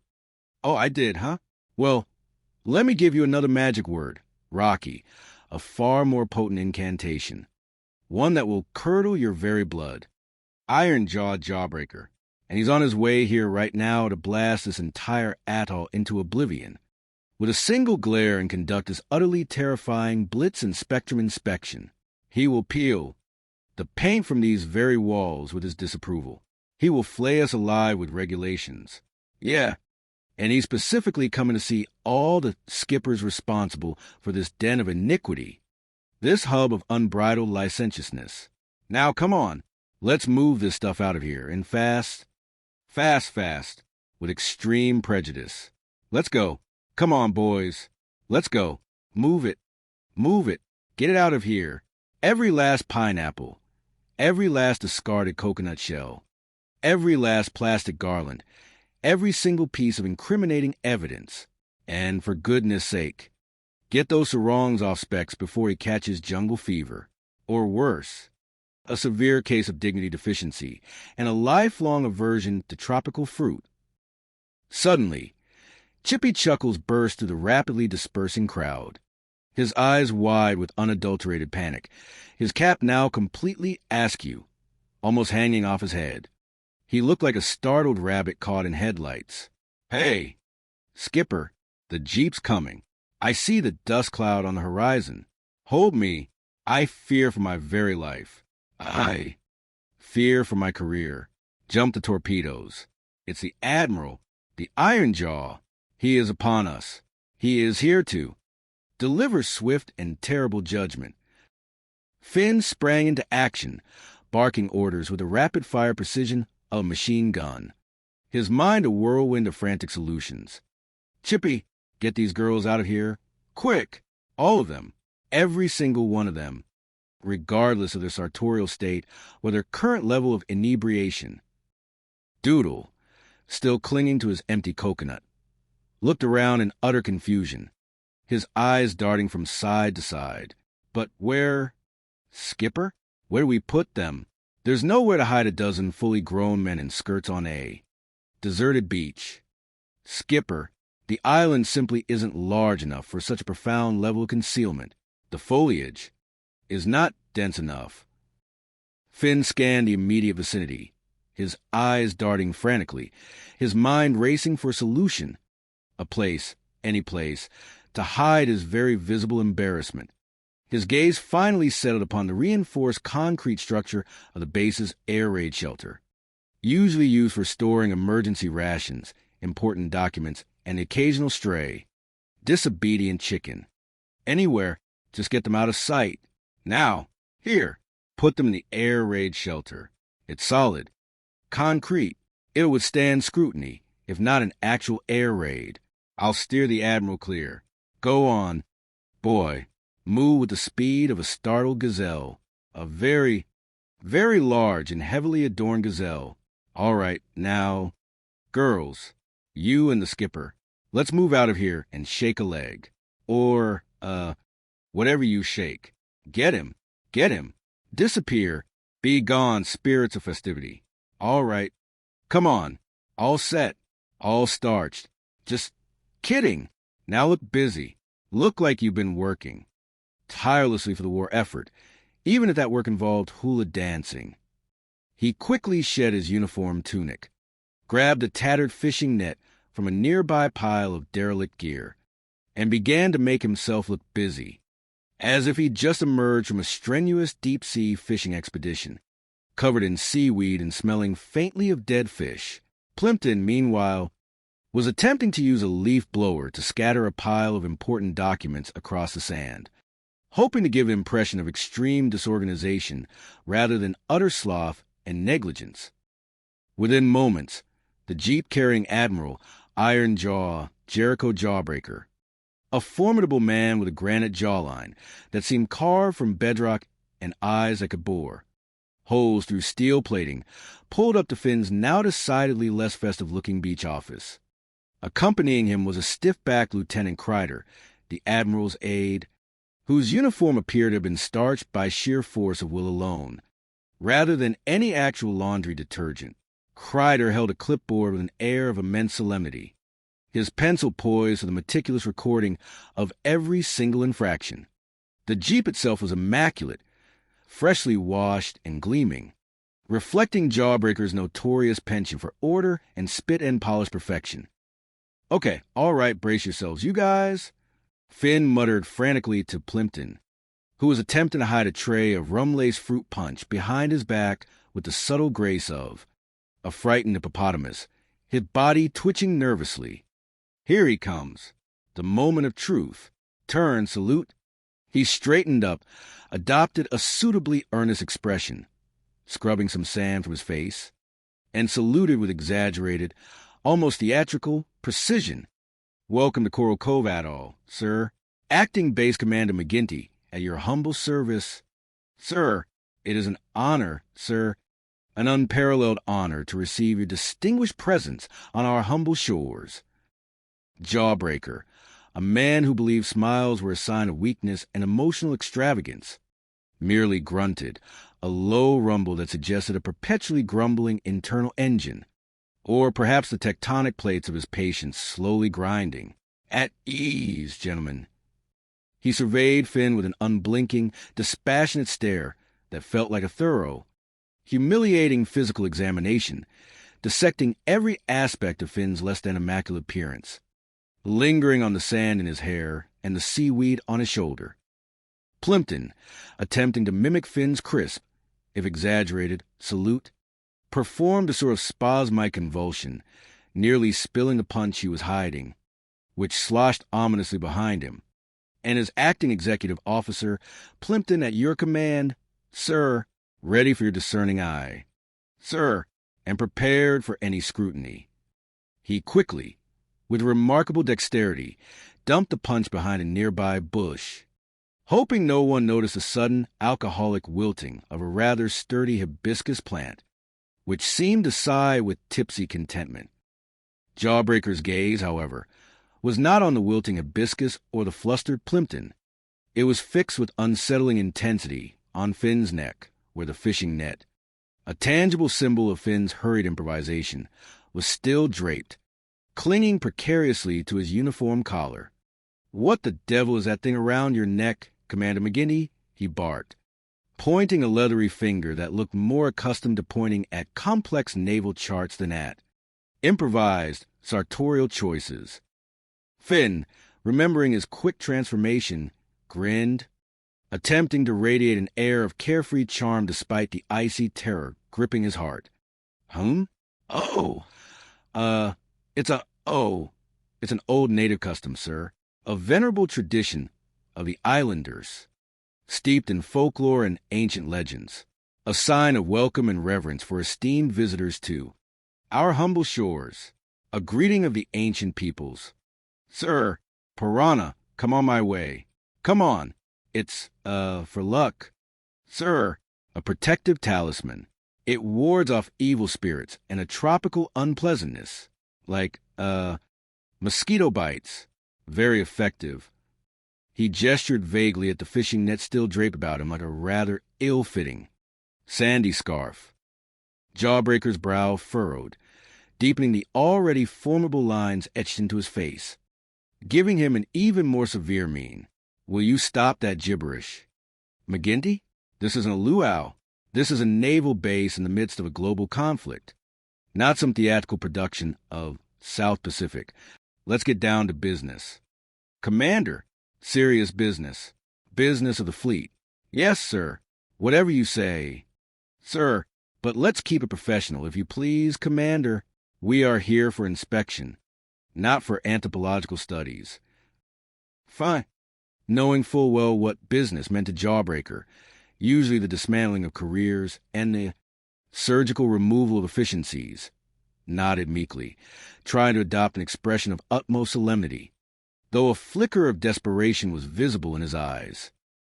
"I heard when I landed that Commodore Bumble was in the hospital," Jawbreaker stated, his voice flat and devoid of emotion, though a glint in his eye suggested he already suspected foul play, a rat in the nest, a master manipulator at work.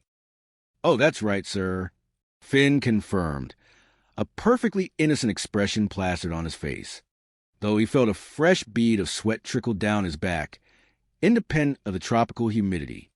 A terrible, truly debilitating bout of tropical whatever it is. "Sir, a rare and highly contagious malady, I believe, that strikes without warning. Quite debilitating. He'll be shattered. Sir, simply shattered. His spirit broken by the onslaught of unseen microscopic invaders. A man of his robust constitution brought low by a microscopic foe." Jawbreaker grunted again, a low, guttural sound that could mean anything from understood to, "I suspect you're lying through your teeth and will later verify this in excruciating detail. I'll pay my respects to him first, Commander, as is only proper for a superior officer. It is a matter of protocol. And then we get on with the inspection. McGinty, a thorough, comprehensive, and utterly unforgiving inspection. Yes, sir. You men, you collection of rather scruffy individuals." He swept his gaze across the still loitering crew, who instantly snapped to attention with varying degrees of success. "Report to your stations at once, and ensure those stations are immaculate, not a speck of dust, not a single loose item. I'll just make a quick visit to the infirmary." He turned sharply, his eyes fixing on Finn. "This way, Commander McGinty. You will accompany me. This is not a request, but an order." "Right this way, sir," Finn chirped, relief washing over him in a wave, buying him a precious few minutes to perhaps salvage the situation. He quickly motioned with a subtle, frantic flick of his hand to Plimpton to ensure the hula girls remained hidden deep within the dark, stuffy confines of the air raid shelter, perhaps bribing them with extra rations.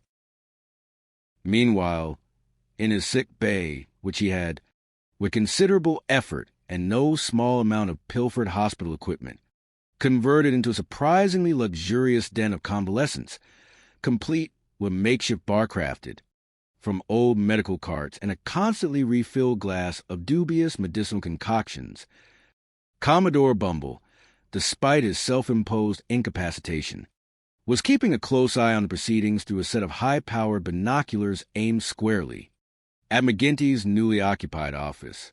A small, self-satisfied, indeed almost malevolent, smile played on his lips, a testament to his ingenious plotting.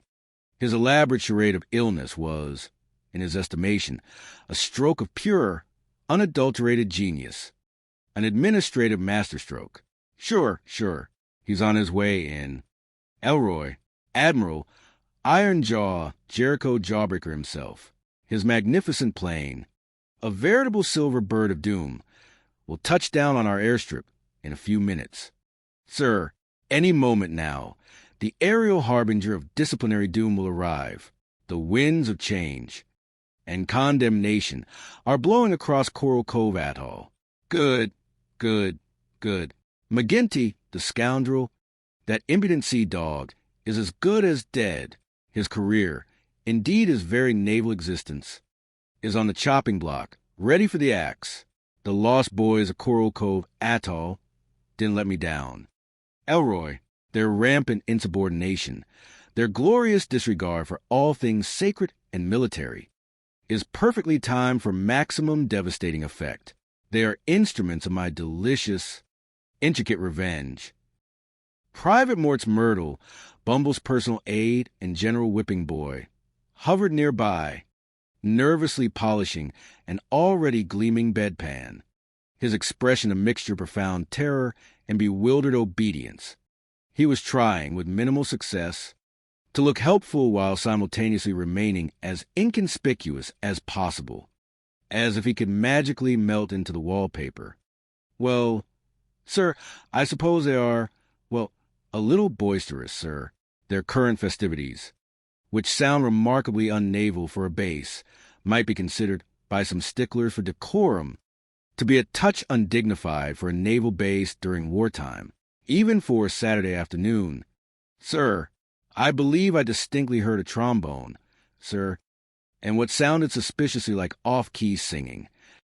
Boisterous, Myrtle? Bumble cackled, a dry, rasping sound that crackled like burning leaves and seemed to vibrate the very air. He pulled himself up on an elbow, his eyes alight with malicious glee, his face a triumphant mask. They've turned Coral Cove Atoll into a regular Roman orgy. Man, a veritable bacchanalian feast of inappropriate revelry, complete with half-dressed girls and everything. Myrtle, imagine the scandal. It's beyond magnificent, beyond boisterous. It's precisely what Iron, Jawbreaker abhors with every fiber of his being, with every rigid sinew of his disciplined mind.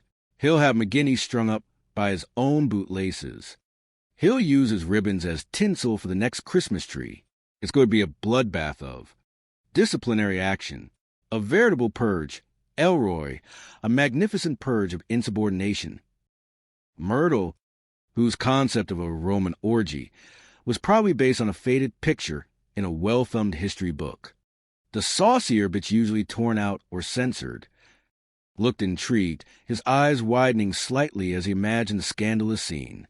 His imagination, usually limited to the exact dimensions of a freshly polished button, was running wild with visions of forbidden merriment. Oh, sir, may I go take a look?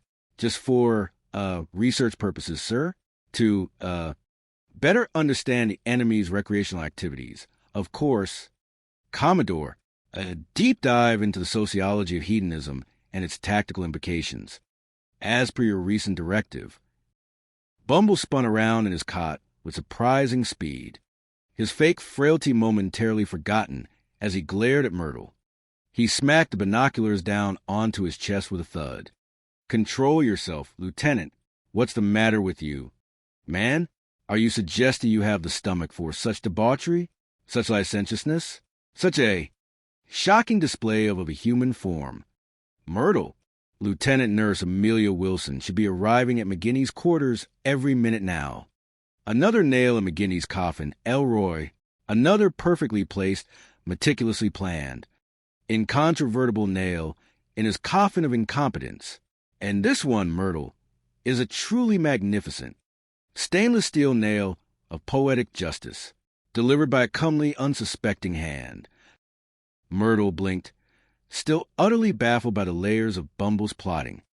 Lieutenant Nurse Wilson, sir, but what's a nurse going to do to Commander McGinney's career? Sir, administer a sedative of paperwork, perhaps, or give him a sponge bath to wash away his insubordination. Her methods, sir, are usually quite healing, not destructive, to careers. Bumble merely gave a conspiratorial wink, a mischievous glint in his eye that bordered on manic. Oh, you'll see, Elroy. You'll see. Some things, Myrtle, some things are best left to the delightful machinations of strategic planning. And a comely nurse, when properly deployed, can be a most powerful weapon, Myrtle, when wielded with cunning and precision. A veritable Trojan horse of moral uprightness, sent to expose the moral decay of my rival.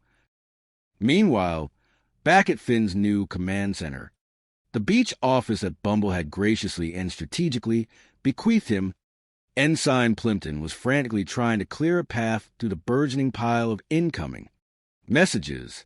He was sweating profusely, a worried frown permanently etched on his face, resembling a particularly anxious gnome. Yeah, Chippy, have this sent over to maintenance, will you? And this to logistics. And this to quartermaster. And this to, oh, yeah, all right. All sailor. Nurse. All right.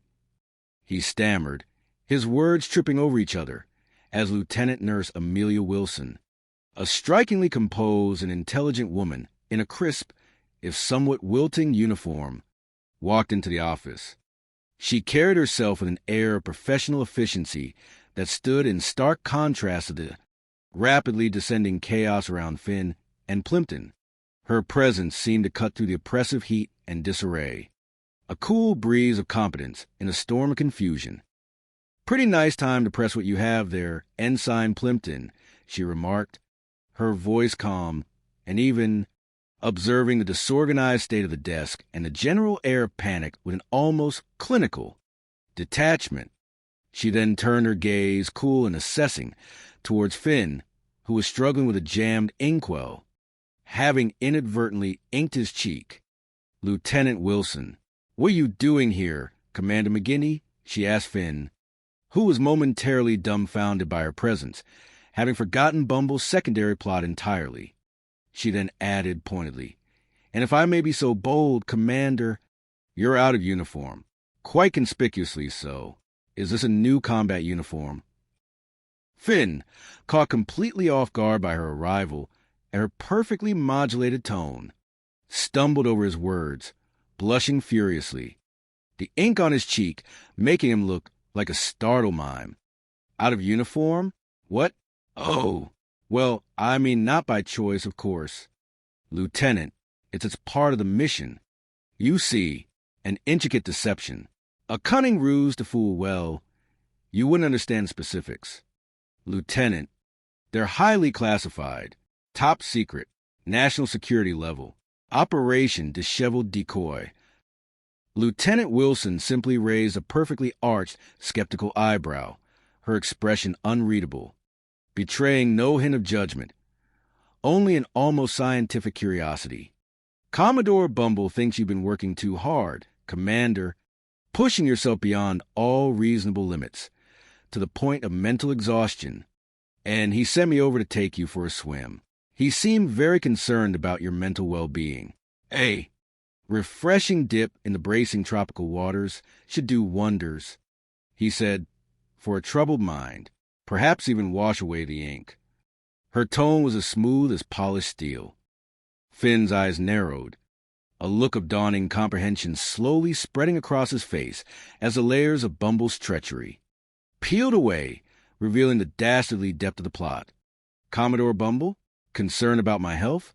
My mental well-being? That'll be the day. Lieutenant, that day will arrive when monkeys fly out of my ears and angels play trombones in the mess hall. There's something fishy going on around here, Lieutenant. Very, very fishy. And it smells suspiciously like rotting cod left out in the sun for a week.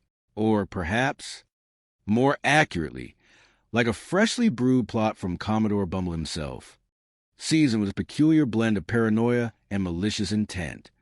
He suddenly snapped his fingers, a sharp crack in the tense silence. Here, Plimpton. It's all connecting now. Matt McGinney's beach office. The rendezvous point.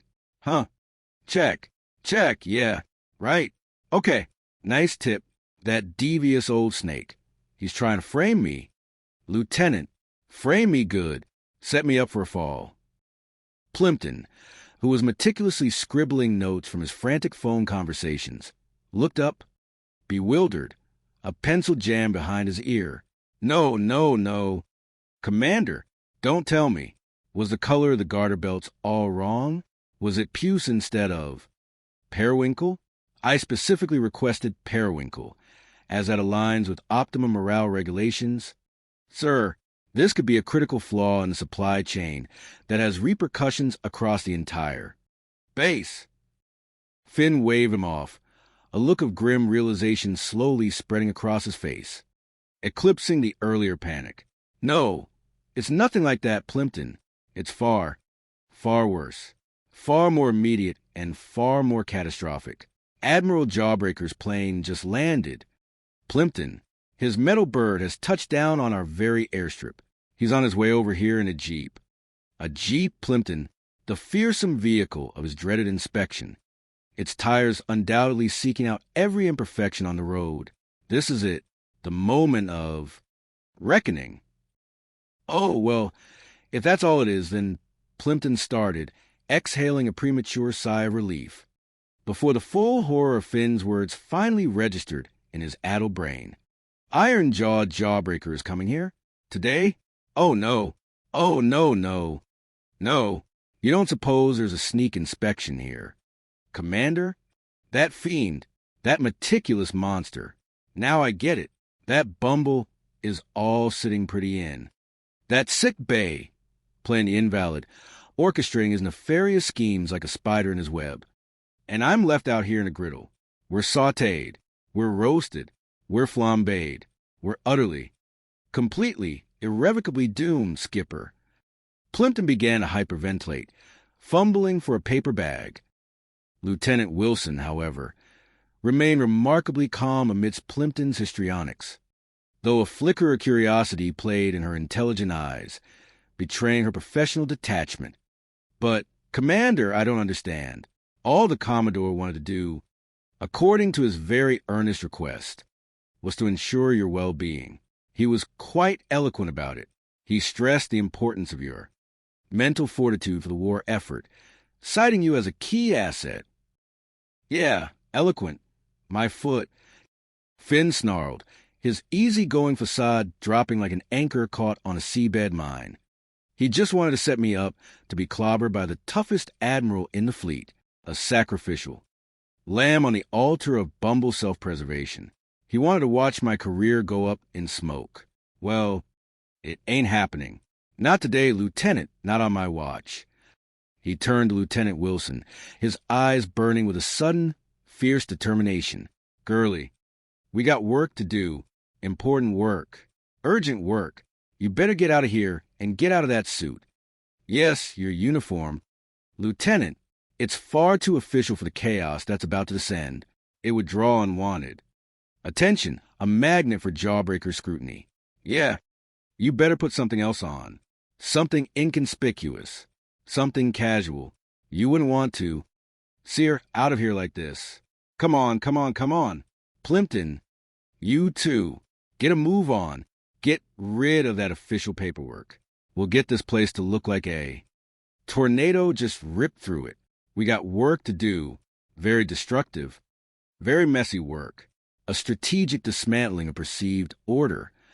He thrust a tattered, ancient manual of naval protocol at her, not for reading, but for strategic scattering. Give me that book. Every piece of documentation must be strategically scattered. Lieutenant, now, Plimpton, where are those party organizers, those purveyors of chaos? They are our last, desperate hope, our only line of defense against the Iron Jaw. A few minutes later, the erstwhile party, which had moments before been a modest affair orchestrated by Doodle Higgins, a man whose understanding of subtle festivity was rudimentary at best, was now in full, glorious, catastrophic swing at what was rapidly becoming McGinty's distraction zone. The makeshift beach bar, crafted from salvaged lumber and decorated with wilting hibiscus and palm fronds, was overflowing with tipsy sailors, their voices raised in cacophonous, off-key song. The Jungle Band, consisting of Gizmo Jenkins attempting to coax music from a rusty trombone and Specs Miller, frantically banging on an upturned garbage can with 2 lengths of pipe, was playing a frenetic, off-key samba that assaulted the ears and grated on the nerves. Empty bottles of jungle juice, pineapple rinds, and discarded leis littered the sandy ground, creating a veritable minefield of festive debris. And the sarong-clad hula girls, actually several large, hairy sailors in various stages of drag, including a surprisingly agile Rocky Ridgeback and a deeply committed Specs Miller, who had embraced his role with unsettling enthusiasm, his heavy stubble peeking from beneath his coconut bra, were gyrating with alarming, hip-swiveling enthusiasm, their coconut bras threatening to defy the laws of gravity and decent taste. The entire scene was a sensory assault of noise, movement, and dubious hygiene, an intentional disaster in the making. Doodle Higgins, completely unburdened by irony or any real understanding of the imminent danger, spotted Finn, his face flushed with the revelry and the sheer joy of a party well executed. "Oh, come on. Skip, I didn't know you liked that Rafferty so well. The guy's throwing a party for him. Way! Diplomatic genius. Our admiral jawbreaker, to inspire such spontaneous merriment and cultural fusion." Finn grabbed Doodle by the shoulder, his grip surprisingly firm, a grim determination replacing his earlier joviality. "Where's the blasted party? Doodle, is this what you call an appropriate level of control chaos? This is an uncontrolled eruption of utter mayhem. Come on, have a call about your old face. You'll be needing a new one after Jawbreaker gets through with us. Parole your buck. I need you to help me dismantle this festival of folly. I'll tear him, limb from limb, if this isn't tidied up immediately."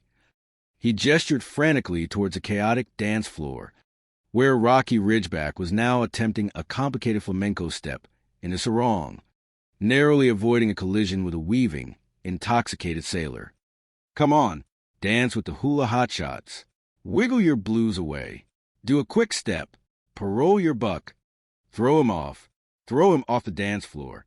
Oh, I say, Skipper, are you the first dancer on the house? If so, you're doing a remarkably bad job of it. You're far too subtle. We need more chaos." Finn marched straight to the stage. A rickety platform assembled from old ammunition crates and dangerously stacked coconuts, where a particularly exuberant Rocky Ridgeback, adorned with a wilting lei and an unconvincing coconut bra that strained against his considerable pectorals, was attempting a shimmy that defied the laws of physics and good taste. His heavy boots pounded rhythmically, shaking the entire stage, causing Gizmo's trombone to emit a particularly mournful, off-key wail. "Pick one out, Rocky. Pick a new profession. Perhaps one that doesn't involve impersonating tropical dancers. I'm going to turn you inside out for this. Utter mockery of naval decorum. What do I do, you madman? Turn off that music. The party's over. You hear me? Over. Like a bad dream. It has reached its ignominious conclusion. Cease and desist. This charade at once, before we all end up in the brig.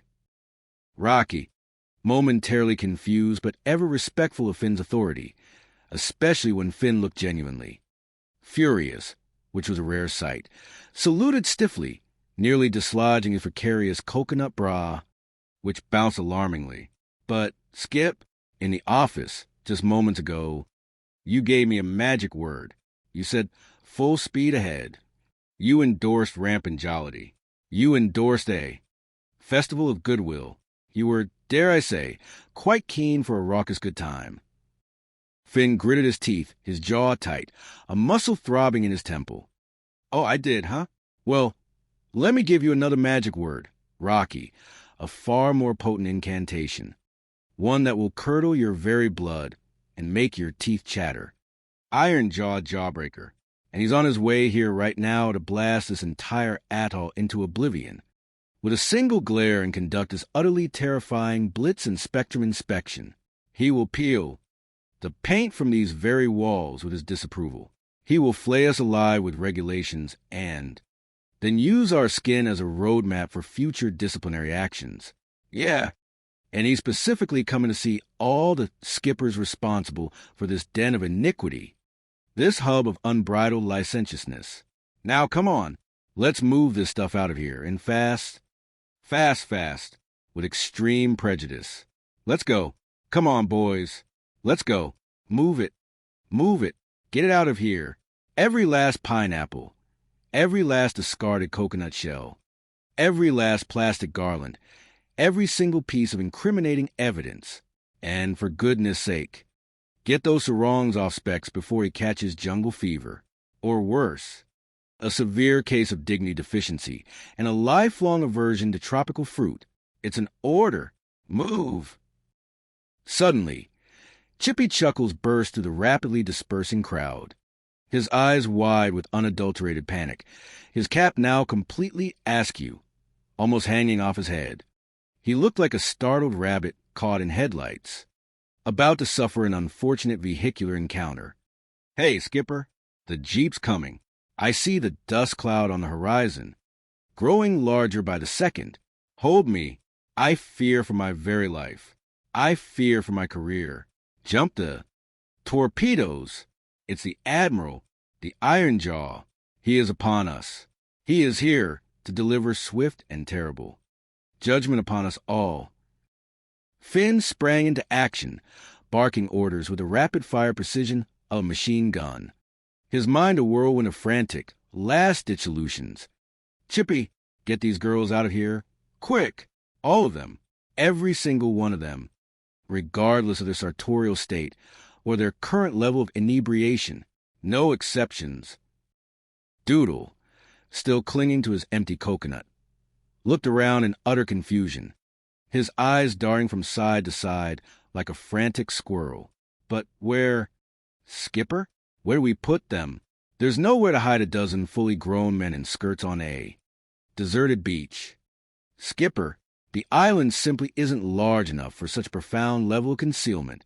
The foliage is not dense enough for such a profound level of sartorial deception.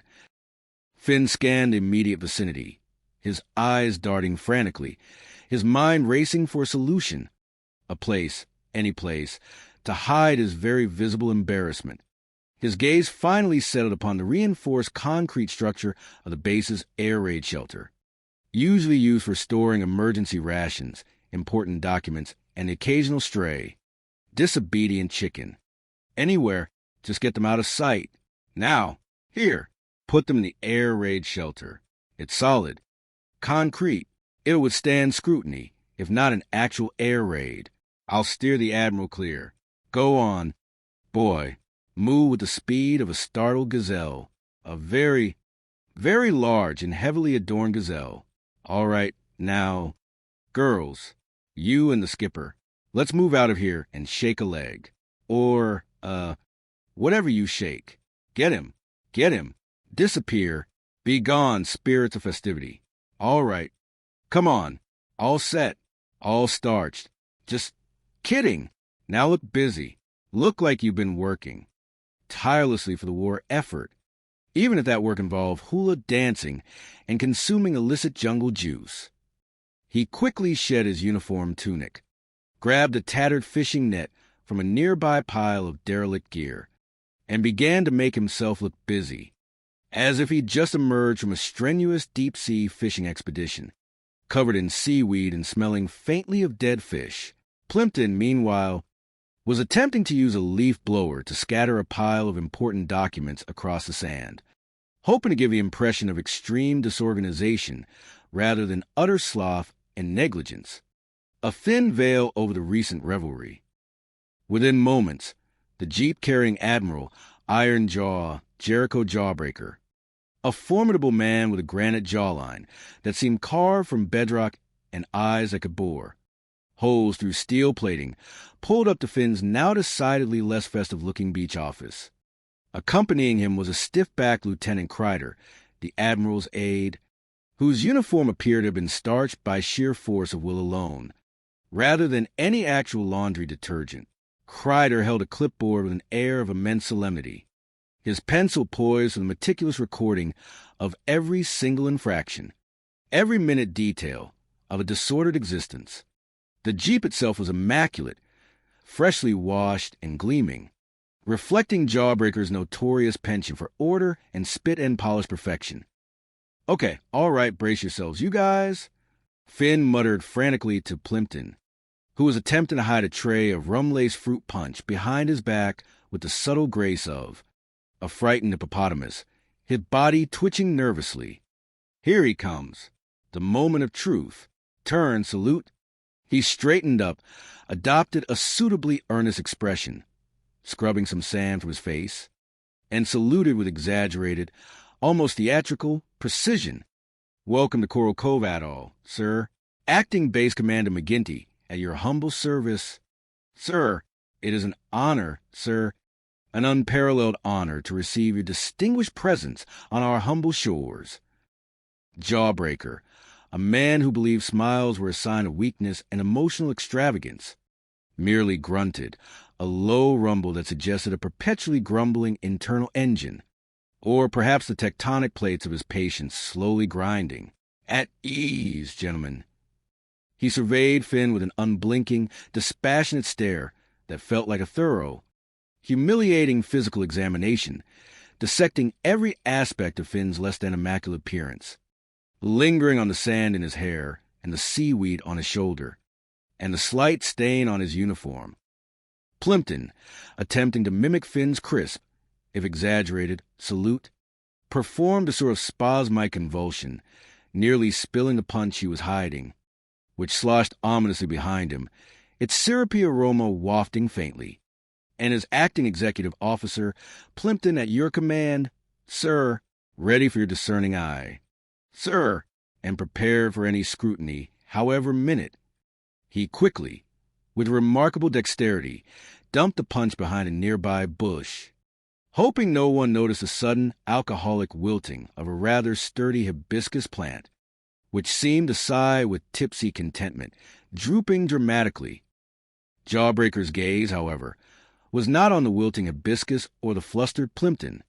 It was fixed with unsettling intensity on Finn's neck, where the fishing net, a tangible symbol of Finn's hurried improvisation, was still draped, clinging precariously to his uniform collar like an aggressive parasitic vine. "What the devil is that thing around your neck, Commander McGinty?" he barked, pointing a leathery finger that looked more accustomed to pointing at complex naval charts and distant enemy positions than at improvised, sartorial choices.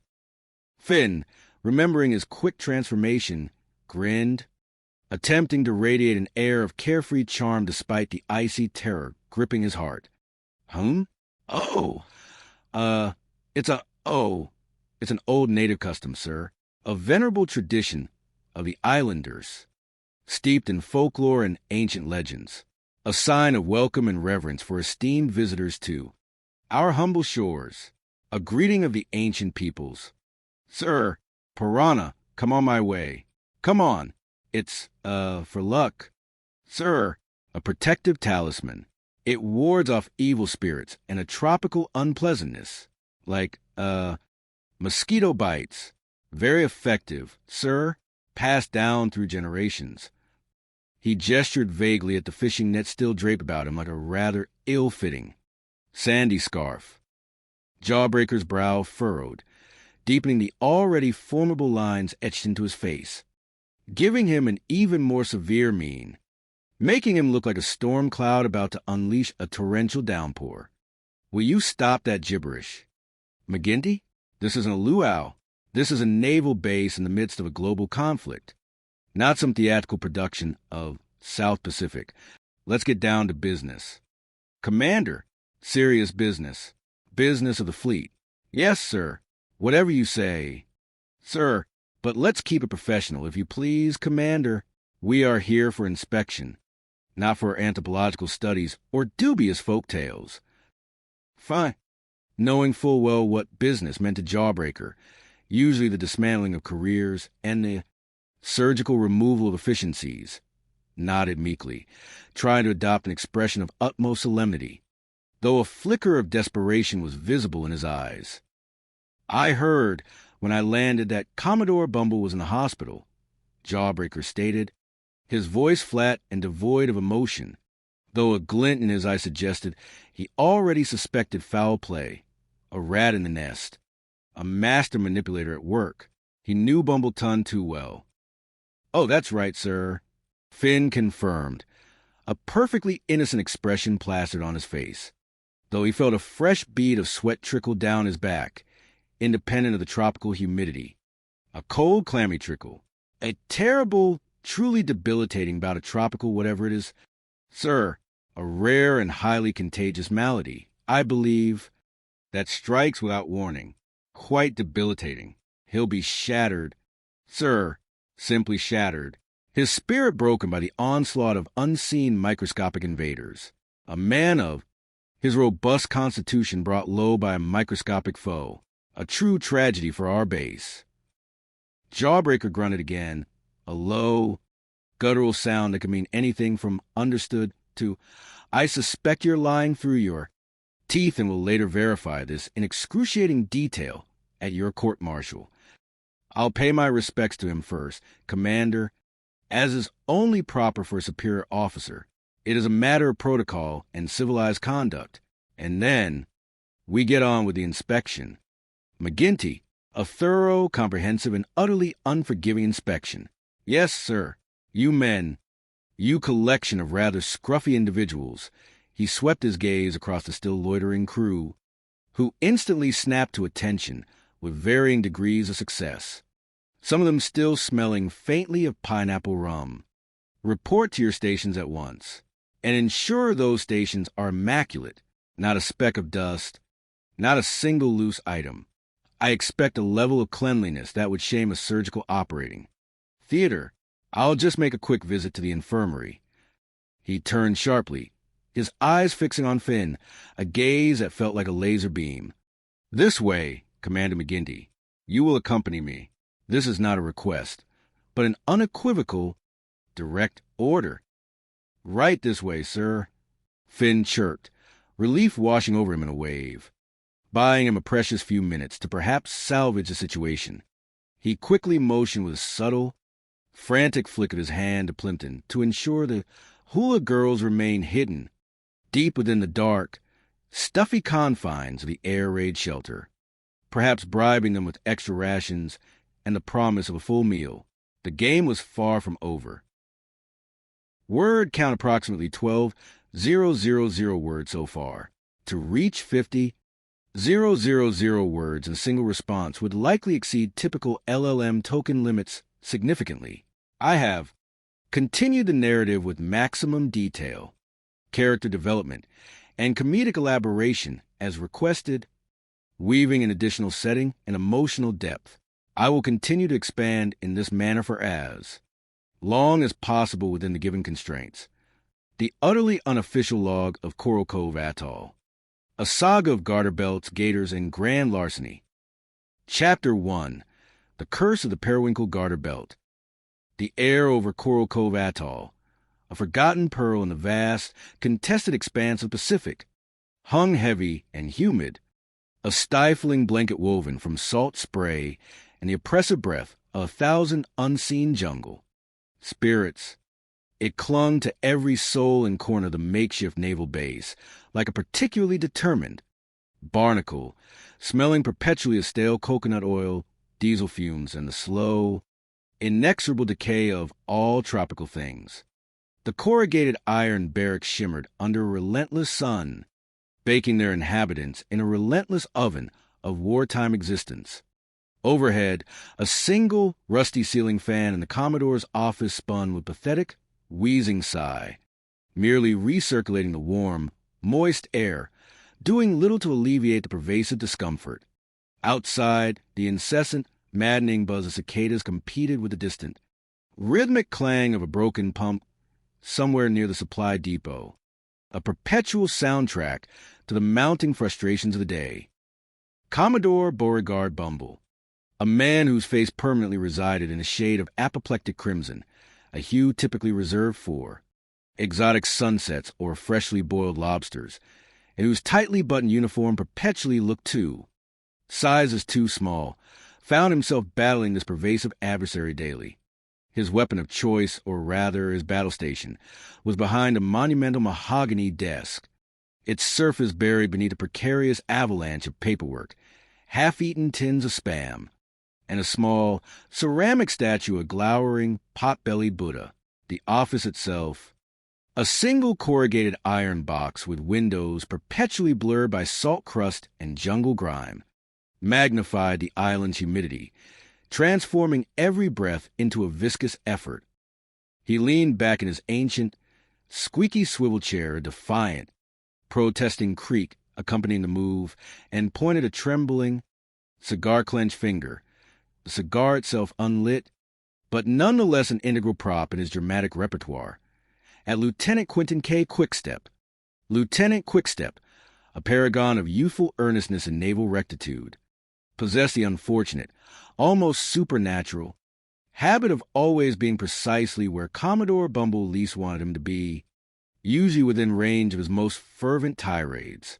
Quickstep stood ramrod straight, his own crisp, starched uniform already beginning to wilt at the collar, the starch dissolving like courage in the face of overwhelming odds. His eyes were fixed on some point just beyond the Commodore's left ear, a blank, distant stare, as if anticipating a sudden aerial attack of classified documents, or perhaps a rogue coconut dislodged by a particularly ambitious parrot. Lieutenant Quickstep, Bumble bellowed, his voice ricocheting off the tin walls, a sound akin to a distressed foghorn echoing in a submarine. The outburst caused a startled parrot perched on a nearby palm frond to squawk in protest and shed a single, brightly colored feather onto the dusty ground outside, a small, vibrant casualty of the Commodore's vocal force. I believe I just articulated a profound sentiment of, shall we say, astonishment, a guttural, primal exclamation of the utterly unexpected, a cascading chorus of, and I quote, from the deepest chambers of my beleaguered soul, and it was a deeply felt quote, mind you. Wow. Wow, wow, wow. He slammed the unlit cigar onto his desk with a dramatic flourish, a gesture that sent a fresh cascade of dust motes dancing in the single shaft of sunlight filtering through a particularly grimy, salt-encrusted window pane. The framed portrait of Admiral Iron Jaw, Jericho Jawbreaker on the wall, a formidable man with a jawline seemingly sculpted from granite, shuddered precariously, its hook groaning under the strain. And what, pray tell, Lieutenant, what force of nature or administrative oversight provoked such an ungentlemanly, yet deeply felt, expression of profound incredulity from your commanding officer?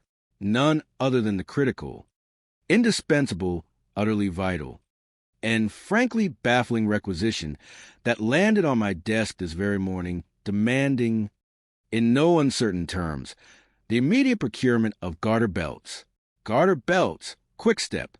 You, sir, are the supply officer here, are you not? Do you deny your designated role in this bureaucratic circus? His voice rose to a shrill crescendo, mirroring the parrot's earlier indignation, echoing through the claustrophobic office. Quickstep flinched, a small, involuntary twitch of his left eye, an almost imperceptible ripple in his otherwise rigid posture. He swallowed, the movement visible in his taut throat, a nervous bobbing of his Adam's apple.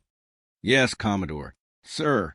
His mind, trained for order, steeped in the meticulous minutiae of naval regulation and the exact numerical categorization of every conceivable item, scrambled frantically to reconcile this outlandish demand with the hallowed pages of the standard Naval Supply Catalog. He was prepared for anything. Ammunition shortages that required inventive field solutions, rationing disputes that devolved into shouting matches over single ounces of powdered milk, or even a sudden infestation of aggressive, highly territorial land crabs in the PX, the Post Exchange, that required an immediate emergency, deployment of bug bombs. But garter belts? That was firmly, unequivocally, outside the Quickstep purview of expected combat logistics. The very concept sent a disquieting, utterly unmilitary shiver down his spine. It felt personal. Bumble slammed his fist down again, a heavy, resounding thud that rattled the entire desk, sending pens scattering like fleeing battalions. This time, the impact sent tremors through a half-empty glass of what appeared to be muddy, brackish water, the color of stale bilge, but which Bumble, with unwavering conviction, swore was freshly purified spring water, filtered personally through 3 layers of coconut husks, and a salvaged coffee filter. If the nurses, Lieutenant, those valiant angels of mercy, those dedicated purveyors of healing and comfort, toiling tirelessly and with great personal sacrifice in our base infirmary, which, might I add, is presently struggling to cope with an unprecedented influx of jungle rot cases, an alarming shortage of sterile bandages, and a critically low stock of quinine for malaria. But I digress. If those nurses, the very backbone of our healing infrastructure, need garter belts, Lieutenant, then you snap to it. Do you hear me? You move with alacrity. I mean, you shake a leg, perform a veritable fandango of procurement. You perform miracles of requisitioning. Oh, you know what I mean, man. A sense of immediate and overwhelming urgency. Quickstep. Immediate and unequivocal action. This is not a request. It is a directive from the highest echelons of this command. He leaned forward, his crimson face mere inches from Quickstep's nose, his breath, hot and smelling faintly of stale cigars and antacids, washing over the younger officer. This is a matter of morale. Quickstep. Utmost critical. Indispensable moral. Do you comprehend the existential gravity of a lack of proper foundational undergarments in wartime? It could cripple the war effort. It could undermine the very foundations of Allied strength in the Pacific. Imagine the headlines. Man, imagine the utterly damning, humiliating, and utterly catastrophic headlines that would blast across the globe. Coral Cove atoll crumbles. Underweight of sagging hosiery. The enemy, Lieutenant, the Imperial Japanese Navy, would not only cheer, they would launch a propaganda blitz that would make our ears bleed and our hearts sink, all because our brave nurses' stockings were failing in their primary duty of remaining aloft. It is a strategic imperative. Quickstep stammered, his mind racing through arcane procurement manuals, searching for any loophole, any forgotten addendum, any obscure paragraph that might remotely address this bizarre demand. His forehead beaded with sweat, not from the heat, but from the sheer mental gymnastics required. His brow furrowed with the strain of navigating an uncharted bureaucratic sea. Sir, I'm not sure we have any requisition codes for personal, elasticated hosiery fasteners, feminine issued with decorative lace trim, standard periwinkle blue. Sir, the naval bureaucracy, Commodore, with all due respect, simply hasn't caught up with the more intimate needs of our fighting forces. Sir, it is an oversight of unprecedented proportions. Sir, a lacuna in the administrative framework, a gaping hole in the fabric of military supply. He felt an uncontrollable blush creeping up his neck engulfing his ears, turning them a vibrant scarlet. The very conversation felt unseemly, utterly unsuited to a man of his military discipline.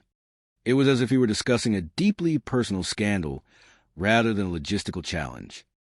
Bumble scoffed, blowing a plume of imaginary, acrid smoke from his unlit cigar.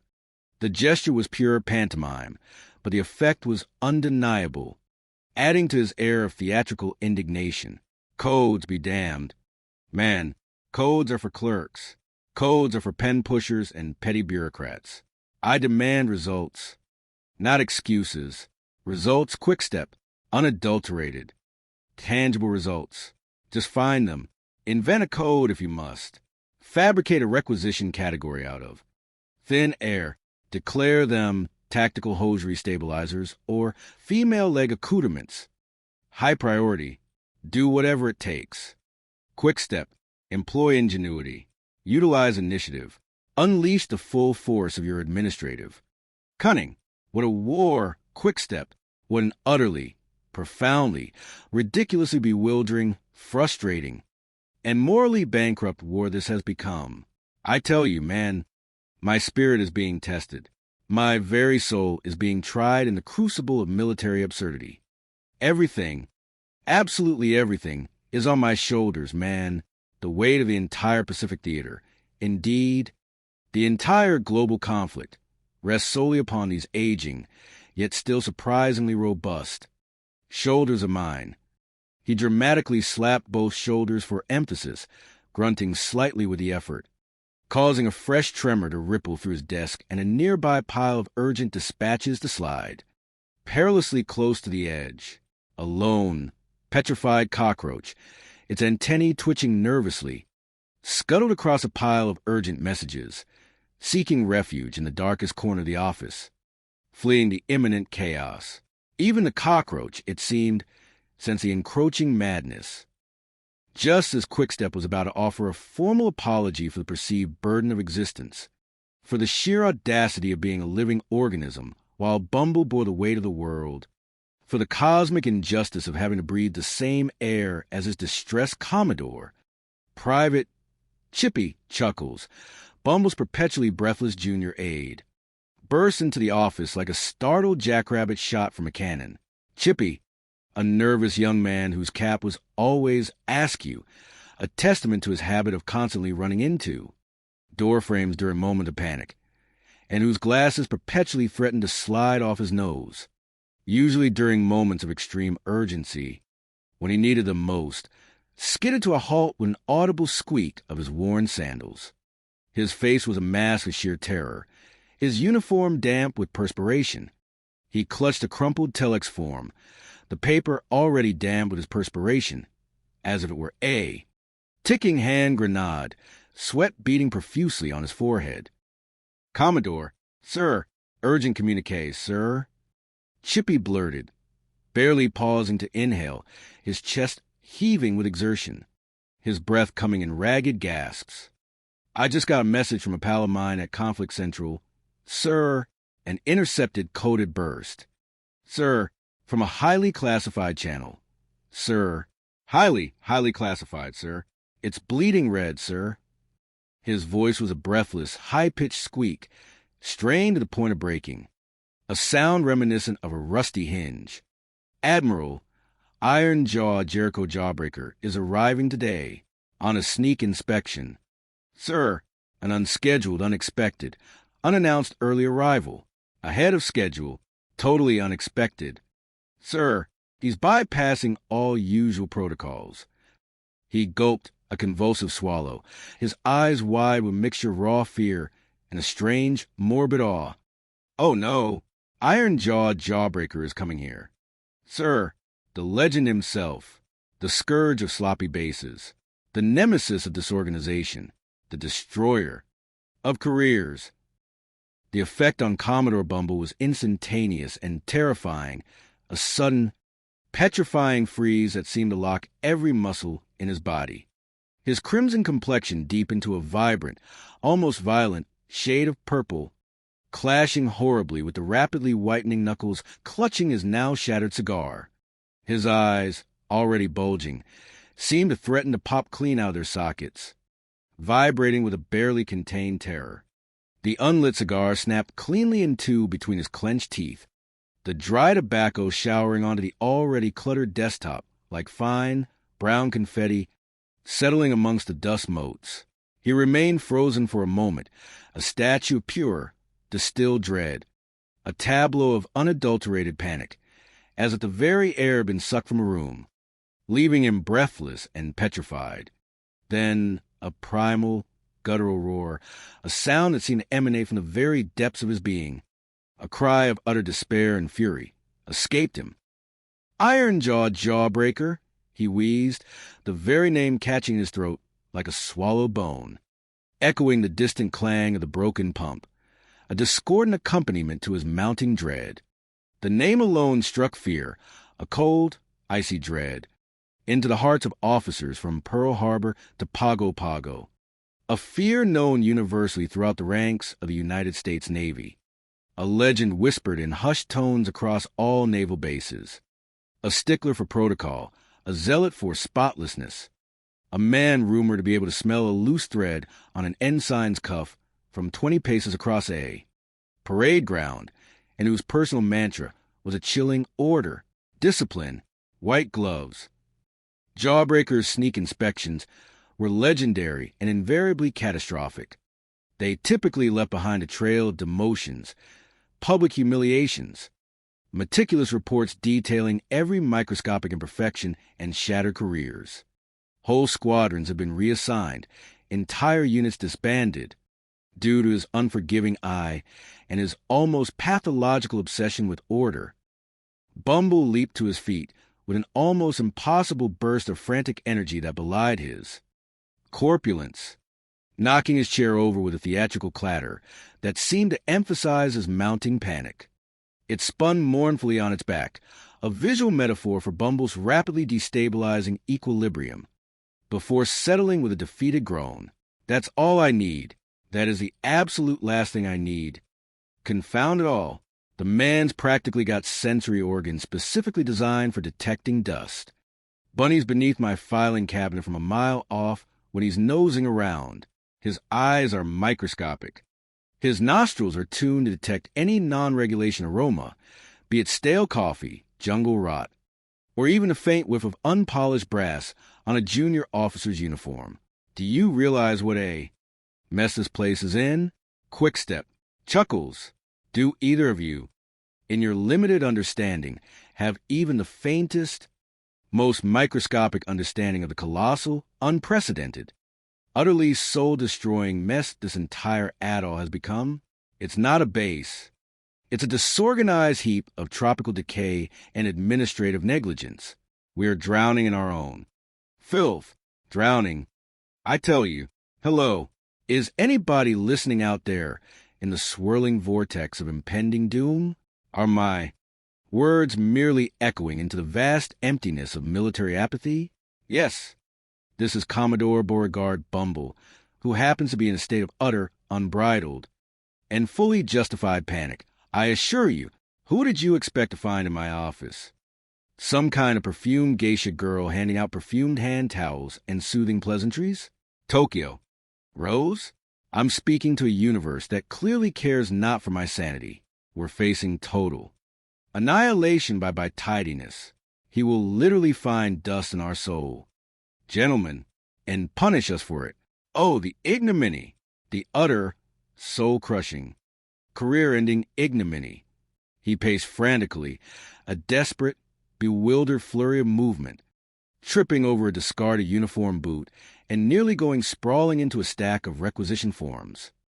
His indignant outburst, a crescendo of bureaucratic rage that seemed to shake the very foundations of the flimsy office, was abruptly interrupted by the persistent, jarring, almost malevolent ringing of his field phone, a rusty, temperamental beast of a contraption that seemed to possess an almost malicious sense of comedic timing, ringing exactly at the worst possible moment. He snatched it up, glaring at the receiver, as if it were personally responsible for his impending doom, and indeed, for the entire unfortunate situation of war and the very existence of Admiral Jawbreaker. Yes, this is Commodore Bumble, and I am currently at the precise epicenter of unmitigated chaos. If you must know, so spare me your pleasantries, your meaningless salutations. Who did you expect to find in my office? Some kind of siren, singing sweet songs of peace and tranquility? Tokyo Rose? Speak. Confound you. Speak your piece before I tear your metallic, infernal existence limb from limb. He paused, listening, his brow furrowing deeper with each strained, whining syllable he heard through the crackling line, his already florid complexion darkening further to a dangerously purple-black. What? The Sinks? In the Petty Officers Club? Are backing up? You mean the foul, putrid effluvium of yesterday's rations is slowly but surely creeping its way onto the dance floor. The horror. So, what do you expect me to do about it? You utterly clueless imbecile. Do you take me for a common laborer? For a greasy artisan of pipes? I'm the commanding officer here, man. The supreme authority. I'm not a plumber. Does my uniform, emblazoned as it is with the glorious insignia of command, the very symbols of strategic brilliance, bear the humble, mud-stained insignia of a Master Chief Plumber's Mate First Class? I think not. I am a strategist, a brilliant, underappreciated leader of men, an orator of unparalleled military rhetoric, a gentleman of impeccable, if currently distressed breeding, a paragon of naval rectitude, whose hands are meant for charting courses, not unblocking drains. He slammed the phone down with a mighty crash, narrowly missing his hand, and sending another, larger cascade of documents fluttering to the floor like bewildered seabirds taking flight in A. Gale. He ran a hand over his sweating, glistening, rapidly moistening bald pate, looking utterly wretched, the sheen of sweat catching the meager, dusty light filtering through the window. His uniform was already rumpled, creased in 100 places. His hair, what little he had remaining, disheveled, plastered to his scalp. He felt the insidious grip of panic tightening around his throat. Sir, Lieutenant Quickstep ventured cautiously, stepping delicately over a fallen pile of charts and a discarded hardtack biscuit, his voice a nervous whisper, barely audible above the ringing in Bumble's ears. Commodore, if I may, I observe you taking some medication earlier, sir. Your stomach acid. Sir, it could start a car, sir. Indeed, from the sound of it, you have a veritable internal combustion engine attempting to erupt within your very being. I believe your gastric system is currently staging a major offensive. Quickstep's eyes flickered to the small, ever-present bottle of antacids on Bumble's desk, a permanent fixture beside a framed photo of a rather stern-looking woman Quickstep suspected was Mrs. Bumble, perhaps the only person on earth capable of striking even greater fear into the Commodore's heart than Admiral Jawbreaker himself. He knew these pills usually provided momentary relief, at best, a temporary reprieve from Bumble's constant gastrointestinal distress. Bumble merely waved a dismissive hand, the gesture sweeping away a handful of scattered paper clips and a suspicious-looking dead fly. Pills, Quickstep. Don't mention the pills. These infernal things are a plot. I tell you, a pharmaceutical conspiracy designed by my enemies, undoubtedly financed by the Nips, to undermine my very digestive fortitude. Each one is a tiny saboteur, wreaking havoc in my already tempestuous gut, churning like a typhoon in a teacup. His eyes narrowed as if the pills themselves were sentient, malevolent entities, plotting his downfall from the innocuous glass bottle. He suspected treachery even from his medication. Please, sir, Quickstep insisted, his brow creased with genuine, albeit terrified, concern, his sense of duty overriding his fear. Take it easy on those pills. You know how they always give you indigestion. Sir, please. The last time, sir, you nearly mistook a hibiscus bush for an insubordinate ensign and attempted to give it extra latrine duty. It was a rather embarrassing botanical encounter, sir, that almost led to a diplomatic incident with the island flora. Bumble scoffed, a short, sharp bark of pure contempt that rattled Quickstep's teeth. Indigestion? Indigestion is for the faint of heart. Quickstep. Indigestion is for the weak-willed and the morally flaccid. It is for civilians, not fighting men. I feel a veritable volcano brewing within my very viscera, a churning, acid-spewing maelstrom of gastric discontent. My internal organs are staging a full-scale mutiny. But I don't care. Do you hear me? I don't care. I just don't care what ravages my internal organs. For my mind is fixed on higher matters, on survival, on avoiding Admiral Jawbreaker, by the celestial stars above, the benevolent heavens themselves. If I really get sick, truly, unequivocally, catastrophically ill, sick beyond all reasonable medical repair, then someone else, some other poor, unsuspecting wretch, would have to face the Admiral, the Iron Jaw, the great white menace of military inspections. Oh, wait a minute, you say. A flicker of something, akin to a mad glint, a spark of sheer, unadulterated, nefarious genius, appeared in his eyes, chasing away the cloud of self-pity and terror. He stopped pacing abruptly, suddenly still, the frantic energy momentarily draining from him. The clattering of paperwork, the stifling heat, the relentless buzz of cicadas, the impending doom, all seemed to coalesce into a single brilliant, nefarious, utterly audacious idea. His face transformed, a malevolent grin slowly spreading across his features, transforming him into a malevolent caricature, a tropical Mephistopheles. If I was sick, he mused, tapping his cigar stub, which he had somehow retrieved from the floor, with a newly invigorated intensity, the sound of sharp, percussive crack in the stifling silence. Genuinely, catastrophically, undeniably sick, then I could appoint an acting base commander. Couldn't I?